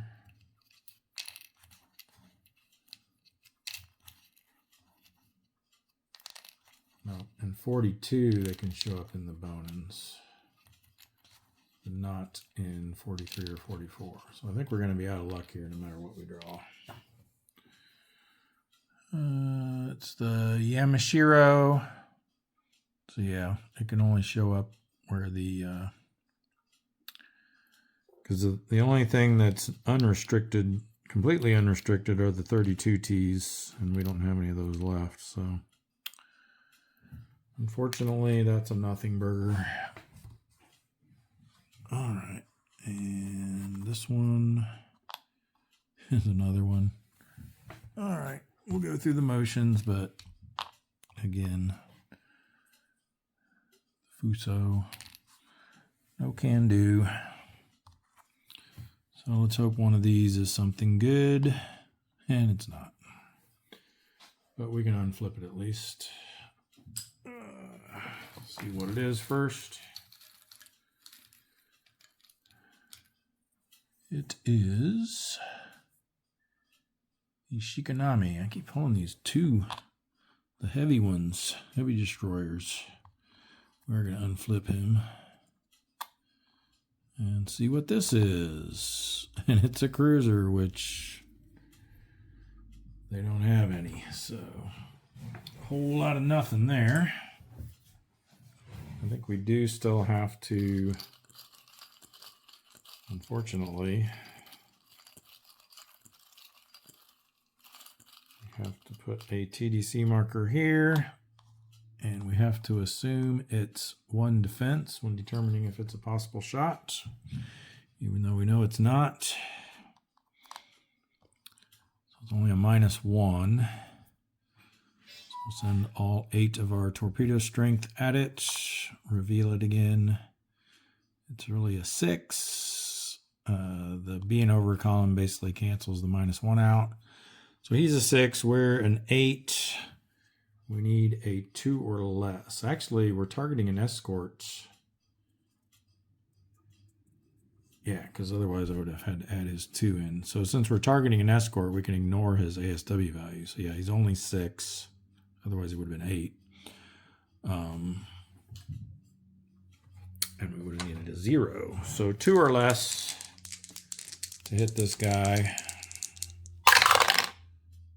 And nope, not even close. Since he wasn't damaged or sunk, he does still retain his ASW value for the counterattack, though. That was clarified. I think I mentioned earlier that there was a ongoing discussion about targeting escorts on BGG, and Brian had initially said something that I think he was misremembering or carrying over from Steel Wolves and or some of the playtesting he's been doing with some rule changes. In any event, rules as written at the moment, it does retain its ASW for the counterattack. So 2 plus 3 is 5, and then another 1 for the op area makes 6. We're a 4, so they're on the 1 to 2 row, but we're cautious, so -1. Ooh, 8 on the 1 to 2 row. Very close to damaging us. If we weren't cautious, it would have. So we've been spotted.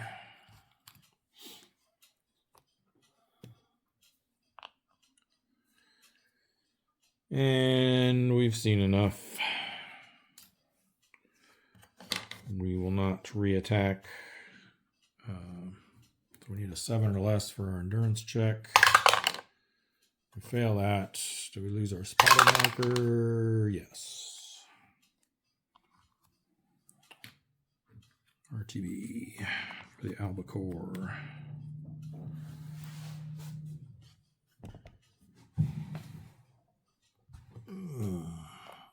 And then who is this? The Muskellunge. Oops. Patrol moves in. Transit event check. Safe.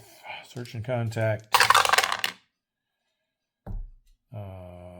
5-0. It's going to be some small convoy. Sparse small convoy. 2-1. Okay, I think we'll set up in column B. That gives us the option to move over here and avoid what's here if we want to in the reattack round. We'll move into it if it's something good. I think we'll go standard posture. I'm flipping them all over no matter what. Can we finally get a small destroyer here? Yes, the Shirakumo.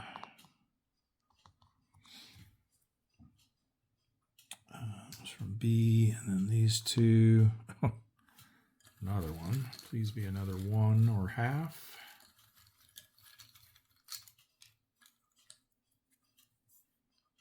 No such luck.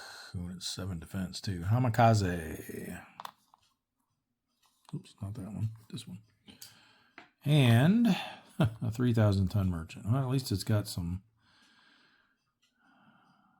decent tonnage. Alrighty, let's see what we can do here.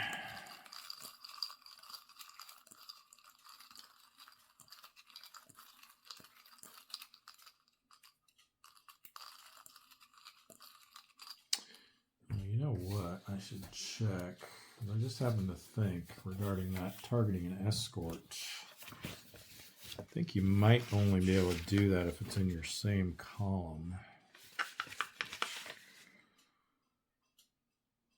So that may have changed the results there. I mean, it wouldn't have changed the results because we missed it anyway, but it would have changed what our target number was. Let's see, targeting an escort.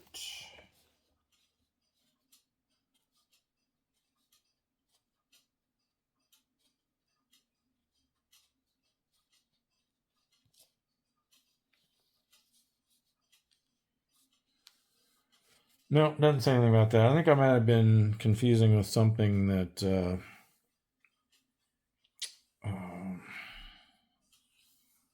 Brian was mentioning in that BGG thread about a new rule that he's play testing had something to do with being in the same column, but there's no requirement here for that. All right, so TDC markers, right? Yep. And I'll try to remember this time. I'll just place them face up. Now, in the case where there is options of where I could place them, I'll pre-designate where I'm placing them, just so there's no shenanigans of, oh, now I see that's a -3, so let me choose this different thing instead. But in this case, we got to put it on all of them anyway. So that guy's a 0. -1 on the one we want. And +2 on that one. All right, so let's see what we got here.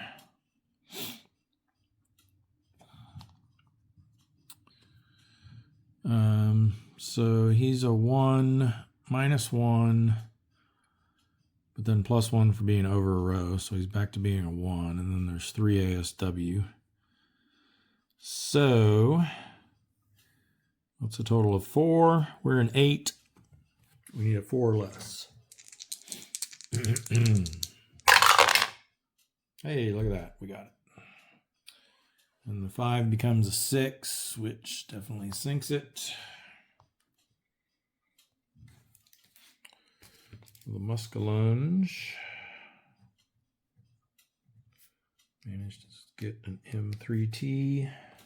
So let's add that to our totals. Another ship and another 3,000 tons. We'll roll this over up to 80.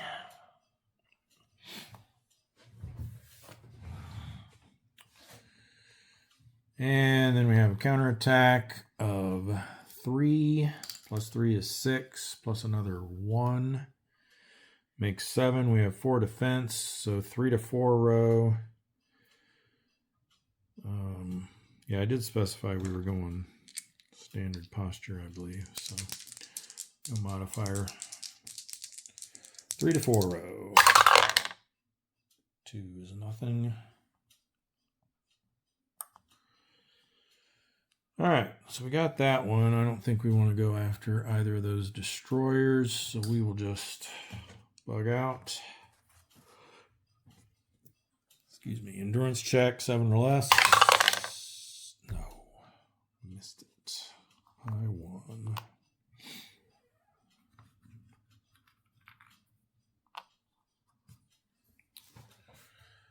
Can't seem to keep these guys at sea. All right, where do we want to go next? Looks like it's all over in this area. Now we have this ultra area here. Do we want to go down there? It does. I mean, it's basically the same. We don't have a chance of getting high density, but we'll be adding an extra ship for each one.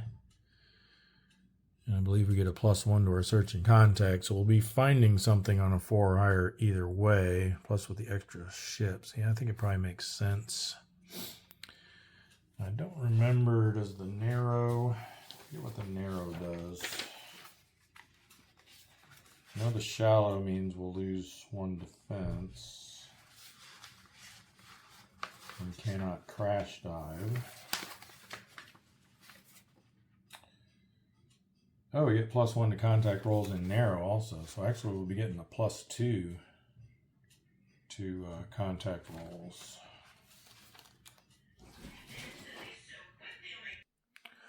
So yeah, we'll have these guys patrol move down to here. Oh, and there's no red box there, so we don't have to worry about transit event checks. So silver side, search and contact with a +2. Now, I know the ultra area only adds a +1 to the initial roll. There's the narrow. Actually add +1 to both rolls. Yeah, I'm thinking it's just the initial roll. That's the only thing that's specifically mentioned here. You look at this, consult the AAC in the op area, and then these are all the DRMs that apply, +1 if it's in the narrow op area. And then if you actually get a contact, then up here is where it talks about rolling on the contact table, and there's no mention of any DRMs there.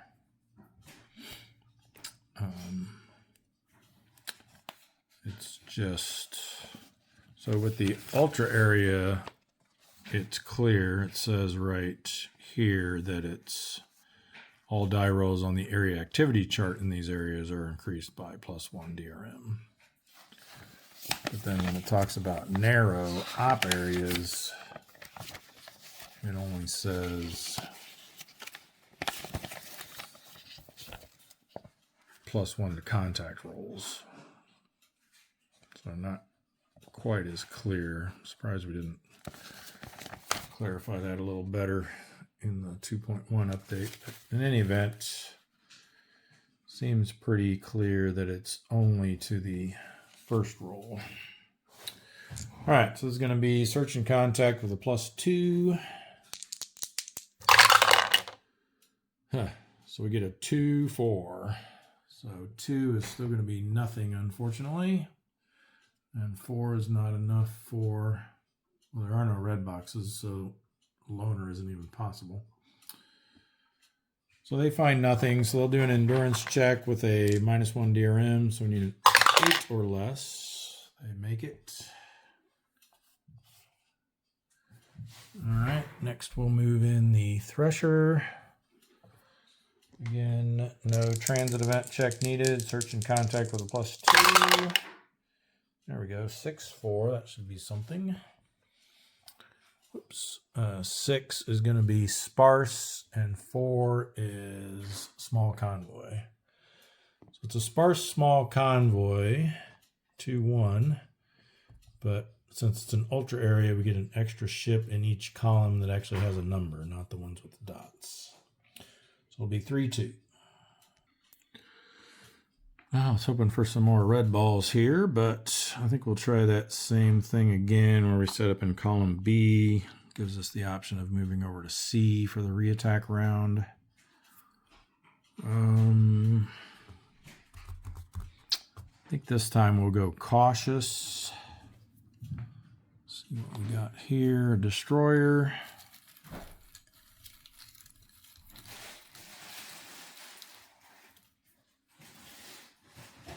Hey, there's a little baby one. The Yuzuki. We won't bother unflipping him. Here we've got another one, of course. It ended up being 4 destroyers and a 1,000-ton merchant, probably.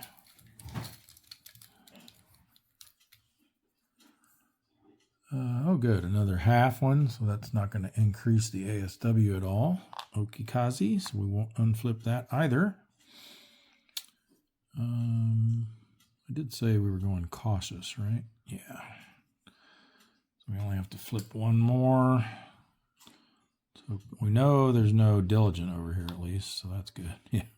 What did I tell you? All righty.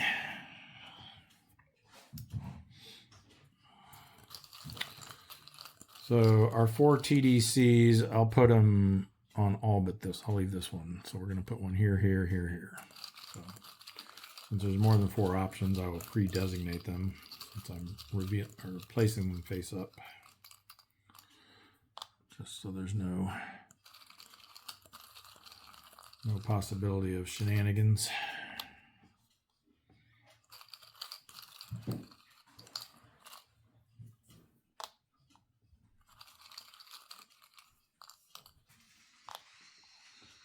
All right, well, not the greatest, but we'll see if we can make something out of it. So 1, we're just targeting the 1, so that's our unmodified TDC. This guy's only a T class too. So 1 plus 1 for being over column makes 2. There's another one for ASW, makes 3. We're a 7. So we're going to need a 4 or less.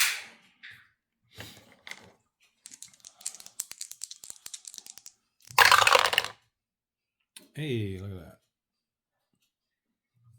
Big damage roll. So the Thresher.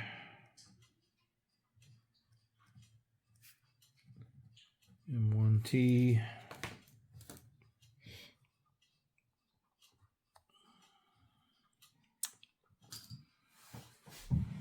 All right. So we got counterattack. Let me rack that up first, though. 1 ship, 1,000 tons. All right, counterattack. We've got 1 plus 3. There's no red boxes in the op area, so it's only 4. Our defense is reduced to 2, though, because we're in shallow water. So it's going to be the 1 to 2 row with a -1 because we're cautious. And, ooh, a 7 on the 1 to 2 row is just outside of getting spotted. All right, do we want to risk seeing if there's anything worth going after here? Yeah, let's do it. We'll stay cautious. Destroyer. Get a couple more halves. If these both end up being destroyers, that would be perfect. No such luck. So the Hatsushimo adds another 2 ASW. And hey, that's what I was hoping for, that light cruiser. We still got one of those left. See if we can manage to sink it. It's the Tatsuta. All right, no need to pre-designate which ones are getting TDCs this time. We need a nice -2 or -3 on this guy, though, to overcome that 3 ASW from the other guys. Down to 0. Hey, there we go. I'll pull these just for the formality, but definitely not targeting either of these. Oh, lots of -2s. All right, so that -2 becomes a -3. So 4 becomes a 1. And then we've got 3 ASW showing. That puts them up to a 4. We're a 7. We need a 3 or less.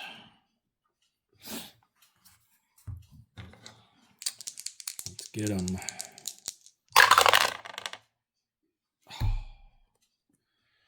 It's a hit, but the 1 becomes a 2, which only damages it, I think. What is that? 5,000 tons?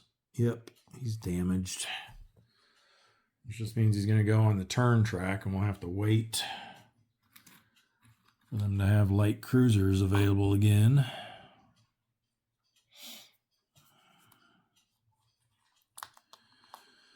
That was disappointing. Got excited when I saw that 2 until I saw the 1 on the other die. All right, so another counterattack is going to be 3 this time. +3 for the war period makes 6. No red boxes. Our defense is only 2. Takes it to the 3 to 4 row, but the reattack round modifier cancels out our cautious modifier.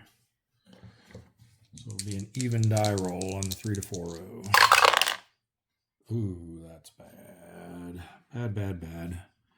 3 to 4 row 9 is damaged.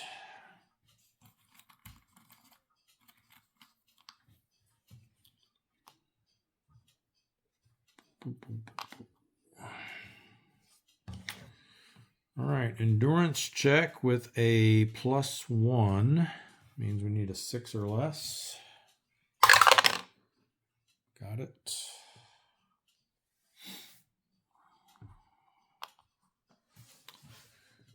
And then we need to roll to see how badly damaged the Tatsuta is. Let's see, find that chart. Optional damage table, so we roll 1d10. Ooh, he's going to be gone for a little while. An 8 on the 5 to 14 row is going to be 6 weeks. Or sorry, months. This is months, right? Yeah, full months in repair.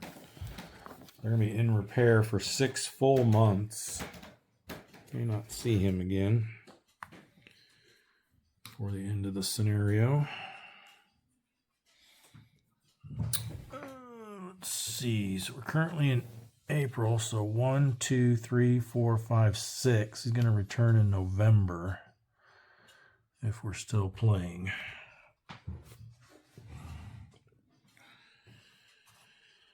Alrighty.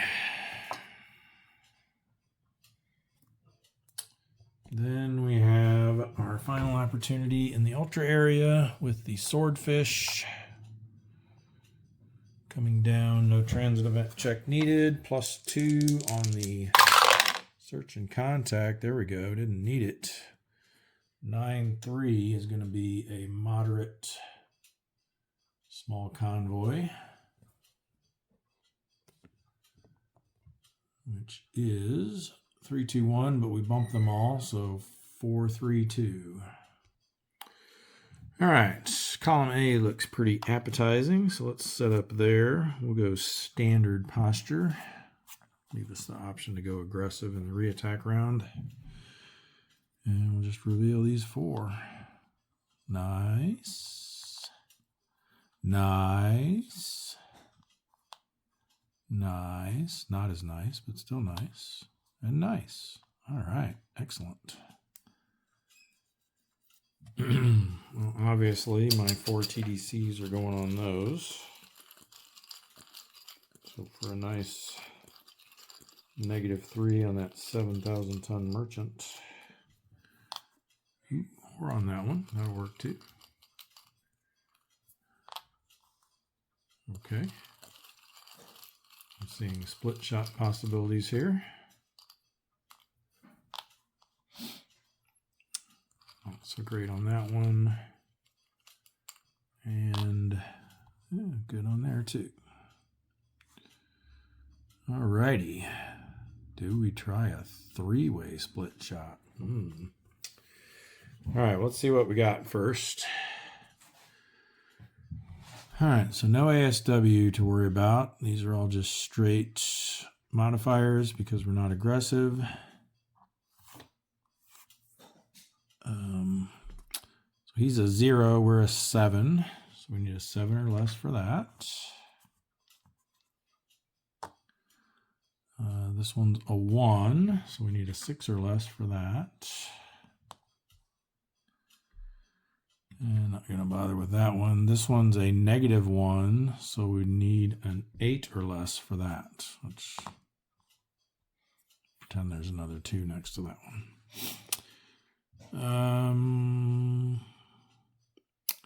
I don't think we try a 3-way here. So we'll leave this one out of the mix.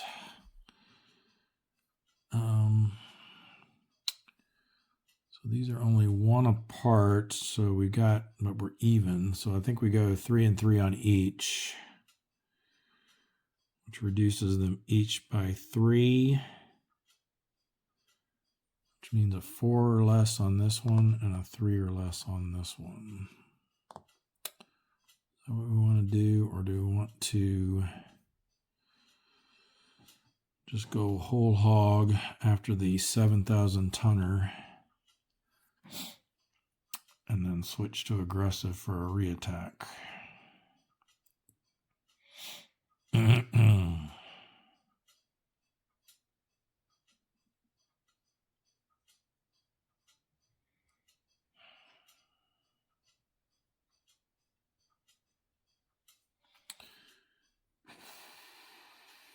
You know what? I'm just going to put everything into this guy. So that was a 6 or less that we need for that.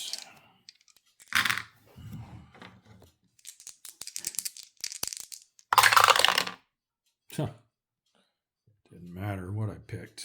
I guess we would have had a second chance at the other one if we'd have split it. But that was a big whiff. All right, so let's go aggressive. And hope we don't get a diligent escort over here. Okay, armed merchant, that's fine. Oh, light cruiser, which they now no longer have. And a regular destroyer. Let's have him be a half as well. That way it'll still only be 1.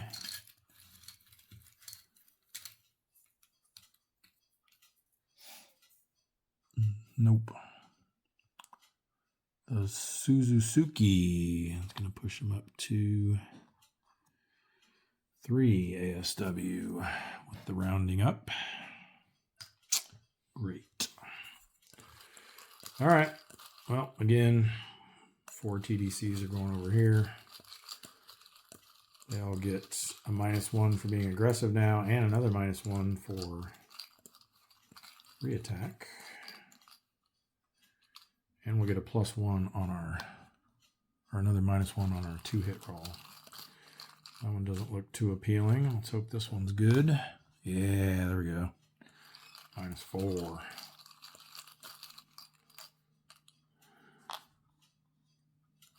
-3. And a -3. All right. Well, we're going whole hog on this guy again.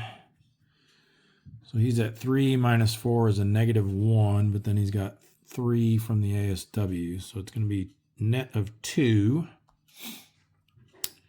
We're in 8, so that's a 6, but we get a -1 to our die roll, so we need a 7 or less. On anything but an 8 or 9. There we go. And 6 becomes a 7, which for 7,000 tons is plenty to sink it. Swordfish. M7T. Nice. Alrighty. Another ship. Another 7,000 tons. Puts us to 8.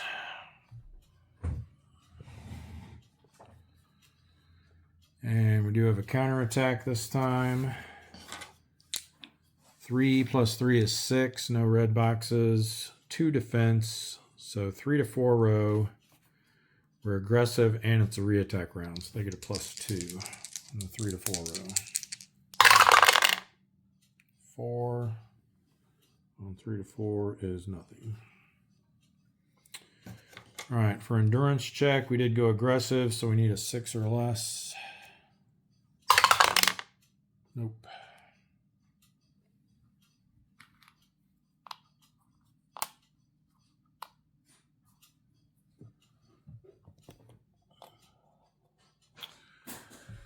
All right, so that finishes that area. I forgot to remove our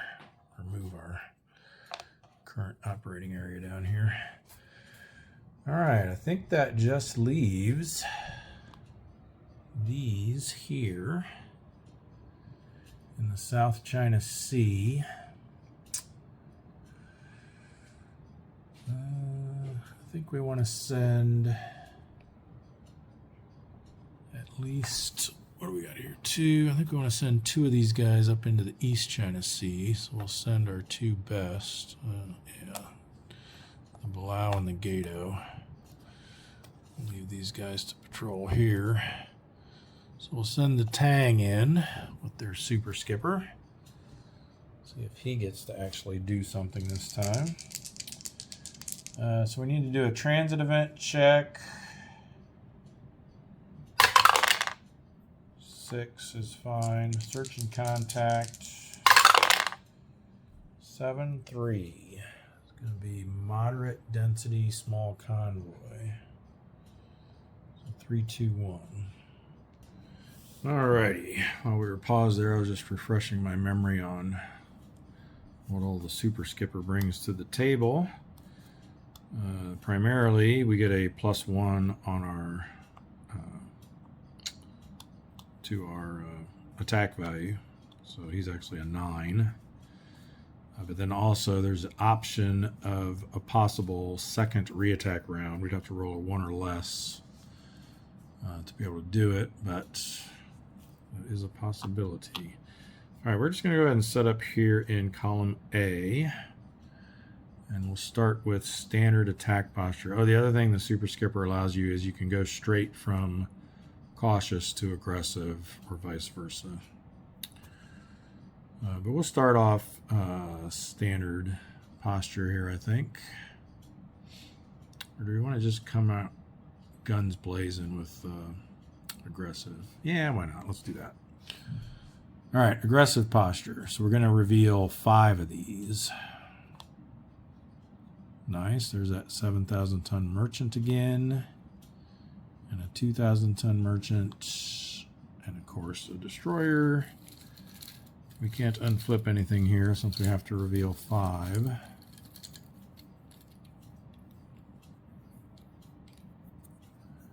And we got the Natsushio. And over here we have a gunboat. And another merchant, 2,000 tons. All right. Pretty good, pretty good. Doesn't look like there's enough. Because if we could get 3 ships with, what is it, 16,000 tons? He could actually be bumped up to a Super Skipper +2. Yeah, I think it requires 16,000 tons for that.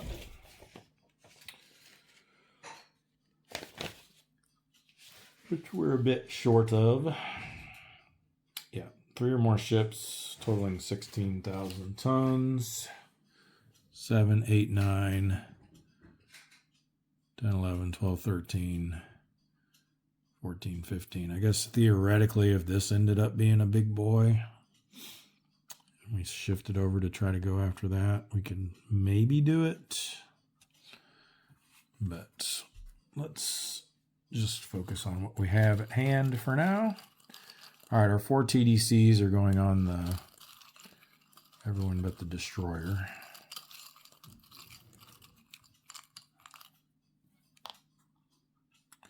So 0 there. Gone. Okay, -1. Not too bad. Gets another -1 for us being aggressive. Ooh, -3 on that guy. Tempting. And then +2 there. Yeah, so the nice thing too with the Super Skipper bonus is just like the +1 we get from the torpedo value, that applies to each attack if we decide to split our attack. So definitely makes split shots even more feasible. All right, so if we send everything here, they've got, what, 2.5, so they're going to have 3 ASW. We send it all here. Excuse me. 3 minus 2 is 1, plus the 3 from the ASW makes them a 4. We're a 9, so we need a 5 or less to hit this guy. And I don't think we want to try splitting that at all. Because this is going to end up being pretty close to this. Oh, no. It'll be a lot easier to hit him. Let's see what it is.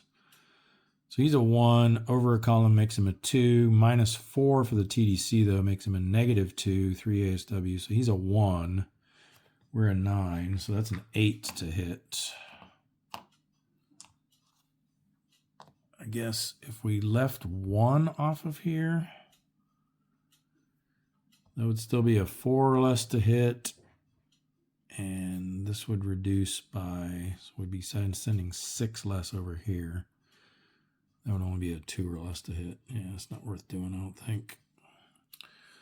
We'll just go after this guy, 5 or less. Although we're aggressive, so it's really a 6 or less. So,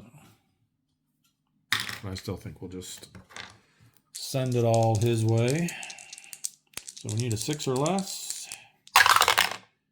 There we go. An 8 is plenty to sink that bad boy. So it's another 7,000 ton merchant sent to the bottom by the Tang.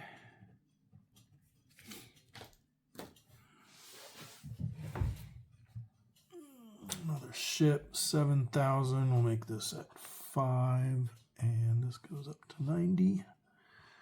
About to roll over to the 2,800,000 mark.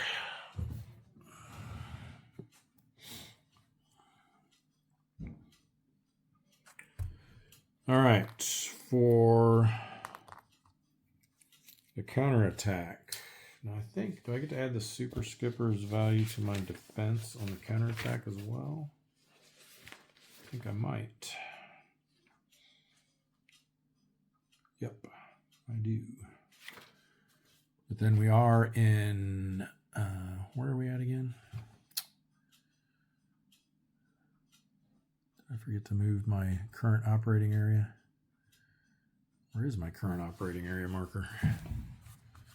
Oh, here it is. Yeah, I did forget to move it. We're in the East China Sea, which is shallow, so we'll get a -1. So basically those will cancel each other out.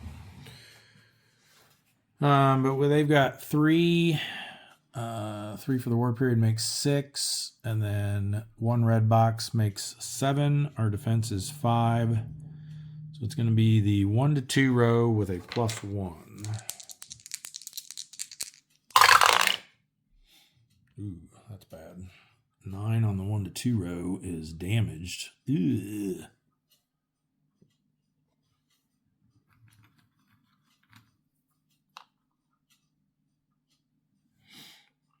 Well, so much for sticking around for re-attack and a potential second re-attack.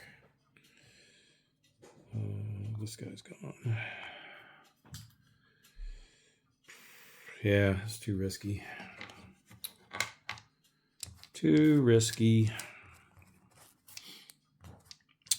So for our endurance check, we did go aggressive and we're damaged, so we got a +2, which means we need to roll a 5 or less.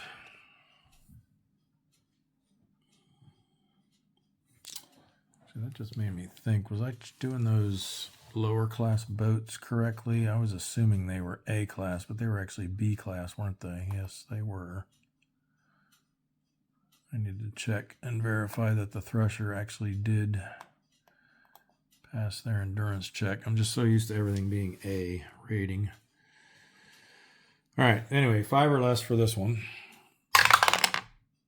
Nope, just as well. Well, I hate to see the super skipper have to go back again already. All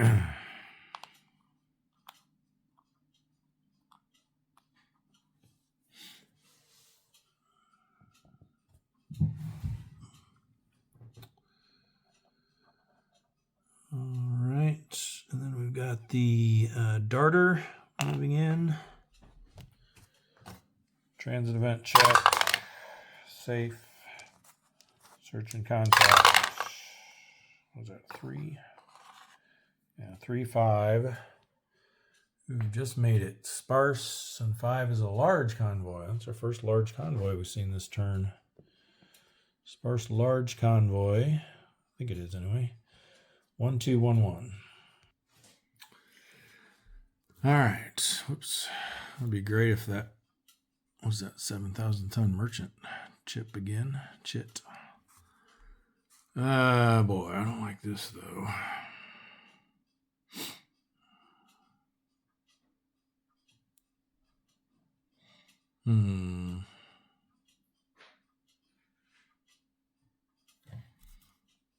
I guess we set up here and go standard posture, or do we want to go cautious? Let's just go cautious. Okay, 2,000 ton merchant. Destroyer. We can unflip him if we choose to do so, because we only have to flip 3 over.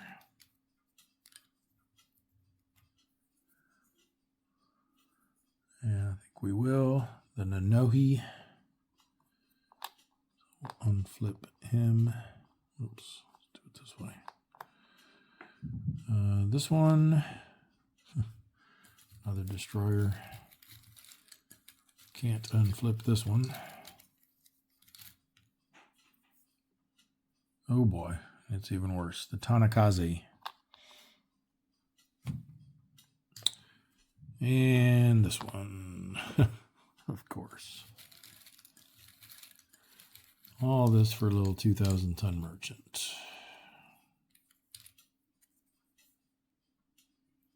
At least he's only a 1. Sorry, it's the Hibiki.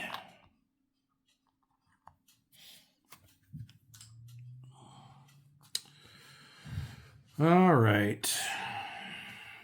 Well, no need to designate where the TDCs are going. We only have 4 options. I did at least get that right on those guys, right? Their tactical rating was still 4. Yes.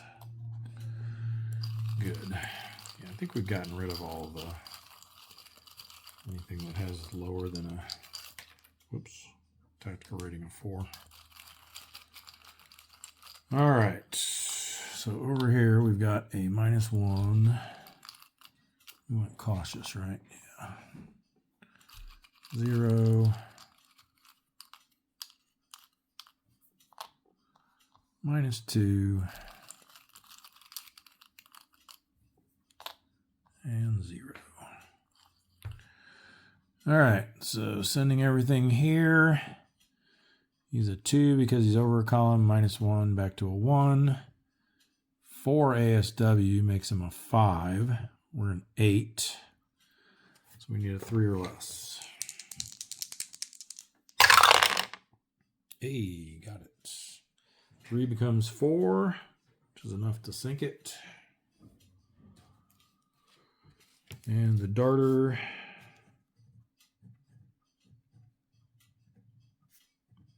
It's an M2T.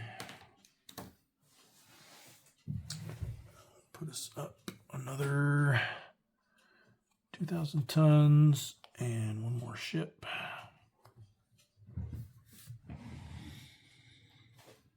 All right, big nasty counterattack now.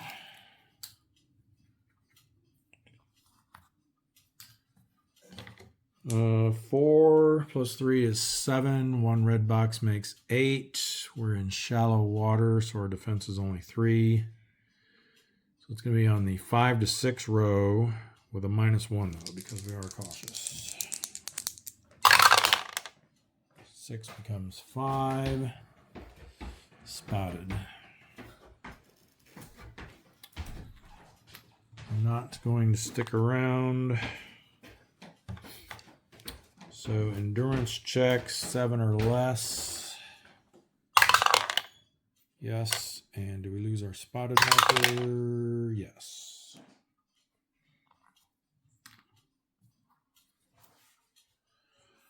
All right. So they get to stay out at least. All right. So that just leaves these 2. They're going to patrol where they're at. Sailfish, search and contact roll. 3-1, sparse small convoy. So 2-1. All right, Sailfish is going to go column A, and let's just go aggressive right off the get-go here. Might regret it, but let's see what happens. Combat event. 2. Where's my combat events? Here we go. Uh-oh. Torpedo malfunction. We got to roll a d10 to see what happens, and then some of these require a second roll, so we'll just go ahead and use the white die for that.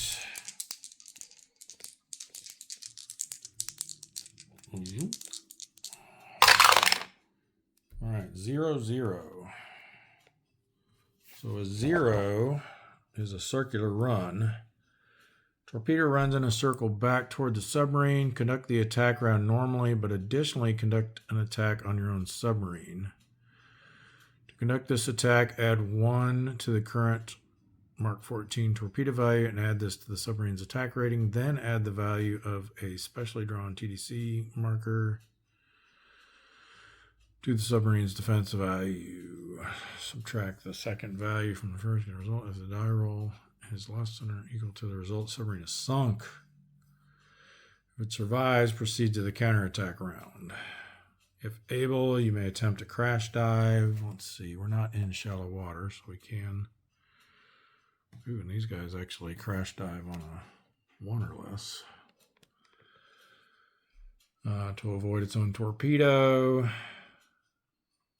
It'll still attack itself. All right, so we do the attack round normally. So let's continue with that. We got to finish revealing stuff and yada, yada, yada. I'm assuming our aggressive posture also adds 1 to that roll, or maybe not. I guess it's not increasing our attack value, so no, I guess it wouldn't. All right, so that's the combat event. We'll leave that there just to remind us we got to deal with that. Then we've got a little baby merchant. And, of course, it would have to be a destroyer.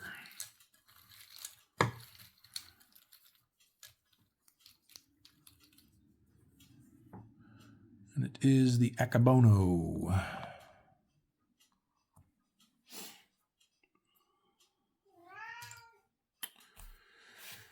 All right.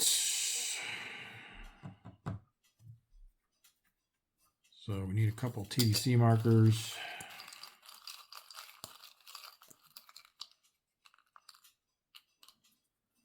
See if we can at least put this guy down before we potentially sink ourselves. Of course, he gets the good one. All right. I mean, technically, we could go after that one. Looks like it's actually going to be a better shot. And it's more tonnage. And we wouldn't have to count his ASW if we target him. So, yeah, why not? So he's a 6. Over 1 makes a 7. -3. Actually, that's a -4 because we're aggressive. Makes him a 3. We're a 7. So we need a 4 or less. But with the die roll modifier for being aggressive, we need a 5 or less.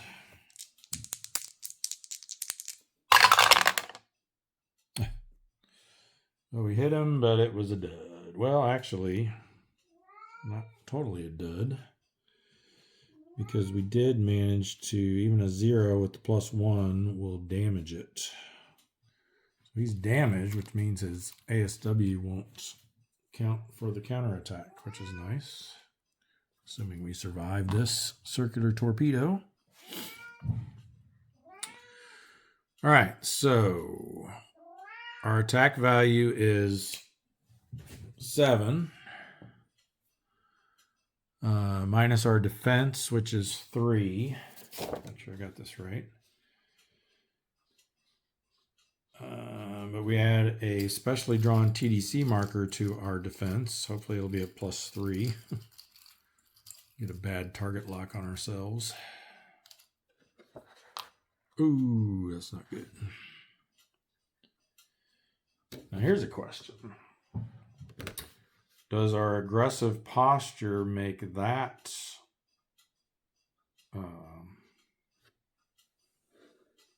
apply the -1 to that TDC? I'm going to say yes. That might be a good thing to clarify, though. And add the value of a specially drawn TDC marker. I don't know though.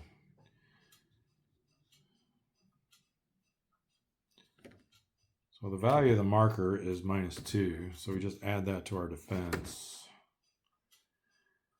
Yeah, I'm gonna, because then the question is, well, then does it affect the die roll modifier?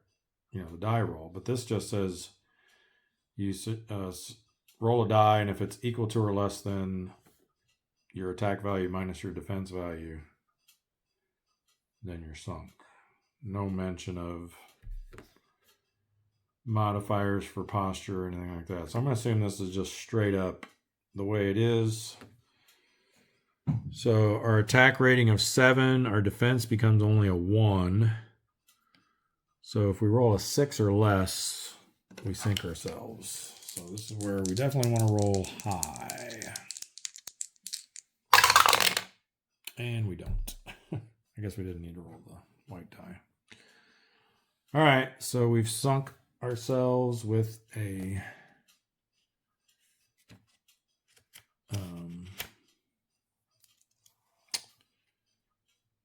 circular torpedo. Sailfish has been sunk. All right, so that will go to our sunk subs pile. And we increase subs lost by 1 up to 78 subs lost.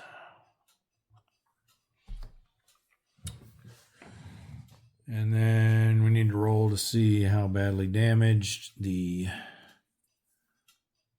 Akabono is. These were both from Cup A. All right, so rolling a D10, not very damaged. So for a 2,000 tonner,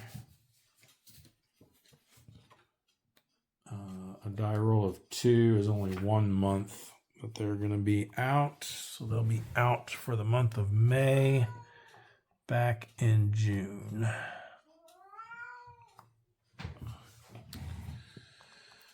All right, well, that didn't work out very well for us. Lastly, oh, you know what we forgot to do, though? This might be our saving grace. We do get to attempt to crash dive, so if we can roll a 1 or a 0. Yes! Yes! We are not sunk.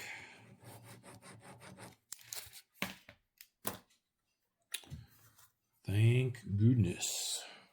I just put everything away. What did we have? We had a 1,000 ton merchant out here. And then we had the Akabono still damaged. So we can actually do a reattack. We don't have to worry about their ASW since they're damaged.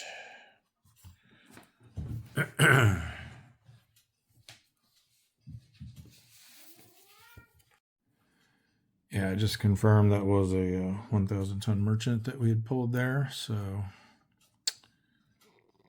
we'll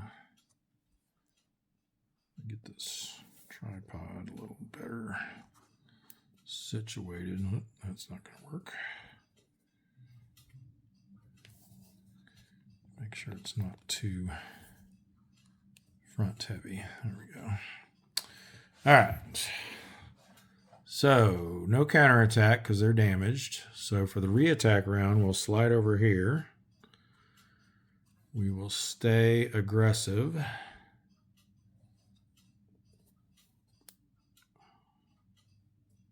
There we go. All right. And nothing else to reveal. So just a couple more TDCs.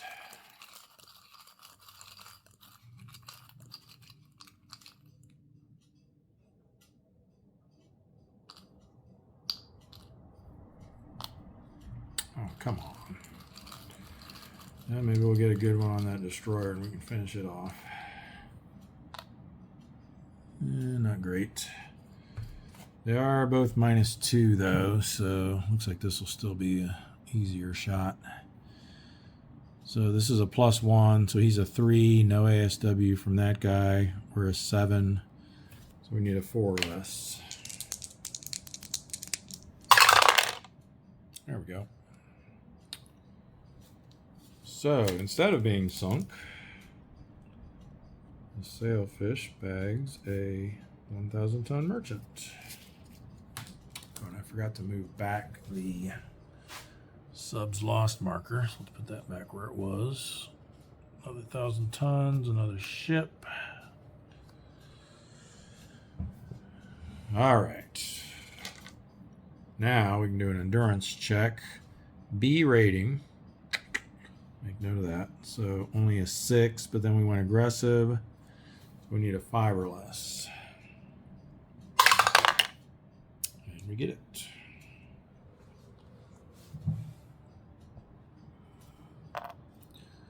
All right, and then the last one to patrol is the snapper. Search and contact. He doesn't find anything. 1-1 is a whole lot of nothing. And endurance check with a -1. So, and he's also a B rating, so he does need a 7 or less to stay out. Gets it. All right, so I still need to confirm on the who is that again? The Thresher, whether they really did pass their endurance check. I'm gonna voluntarily RTD them anyway, but just to be totally correct. Oh, so we do still, I guess we'll, so this guy still ended up damaged. We'll stick with the roll we made before, and he's only out for 1 month. So he'll be coming back in June, as previously stated. And clear the rest of this off. All right, so now we can bring out our subs that are ready for C.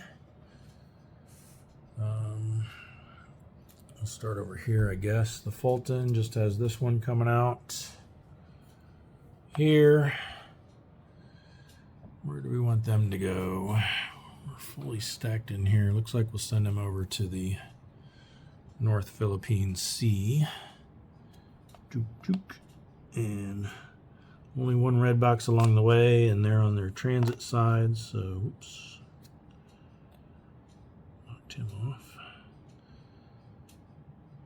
He was on patrol side, right? I believe so. And he'll patrol there next turn. That was the burrfish. And then coming out of the Sperry, we have the billfish, which, where do we want him to go? He's a Blau. We got anybody? We do have one that's damaged here that we're going to be sending back from the Sea of Japan. I think maybe we go ahead and send him in there. There will be congregating risk, unfortunately, but so transit side -1, +1 for congregating risk, +2 for entering the Sea of Japan. So it's going to be a net +2 to the roll, and 8 or 9 is what we don't want to see. That becomes a 9, so they do get a transit event. Roll 6-3. 6-3 is nothing. So they make it in there. Patrol there next turn. All right, who else we got? Let's do these ones out of Fremantle.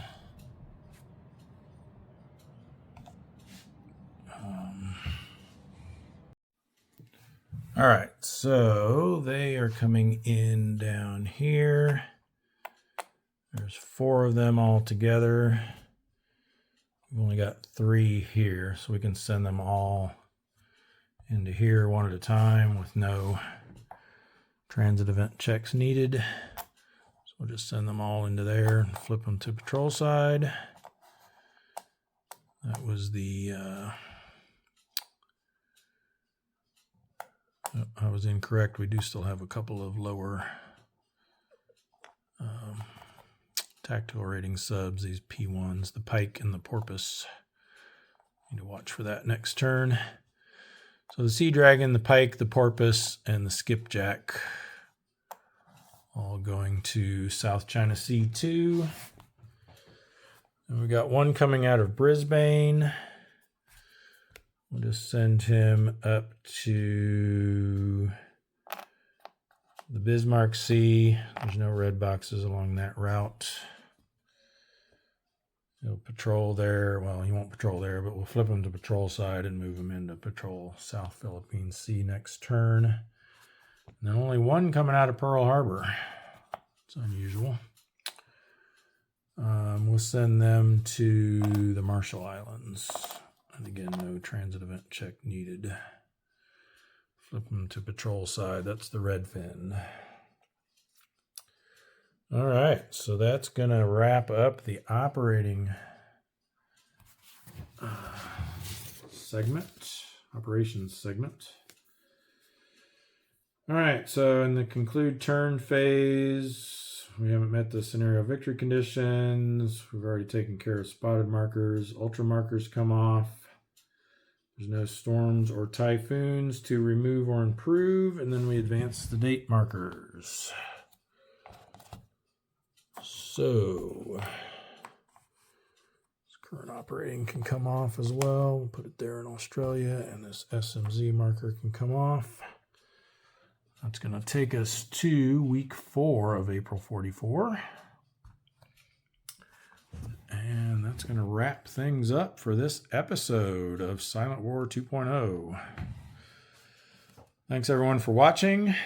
Please like, share, and subscribe. And I will see you in the next episode. Bye for now.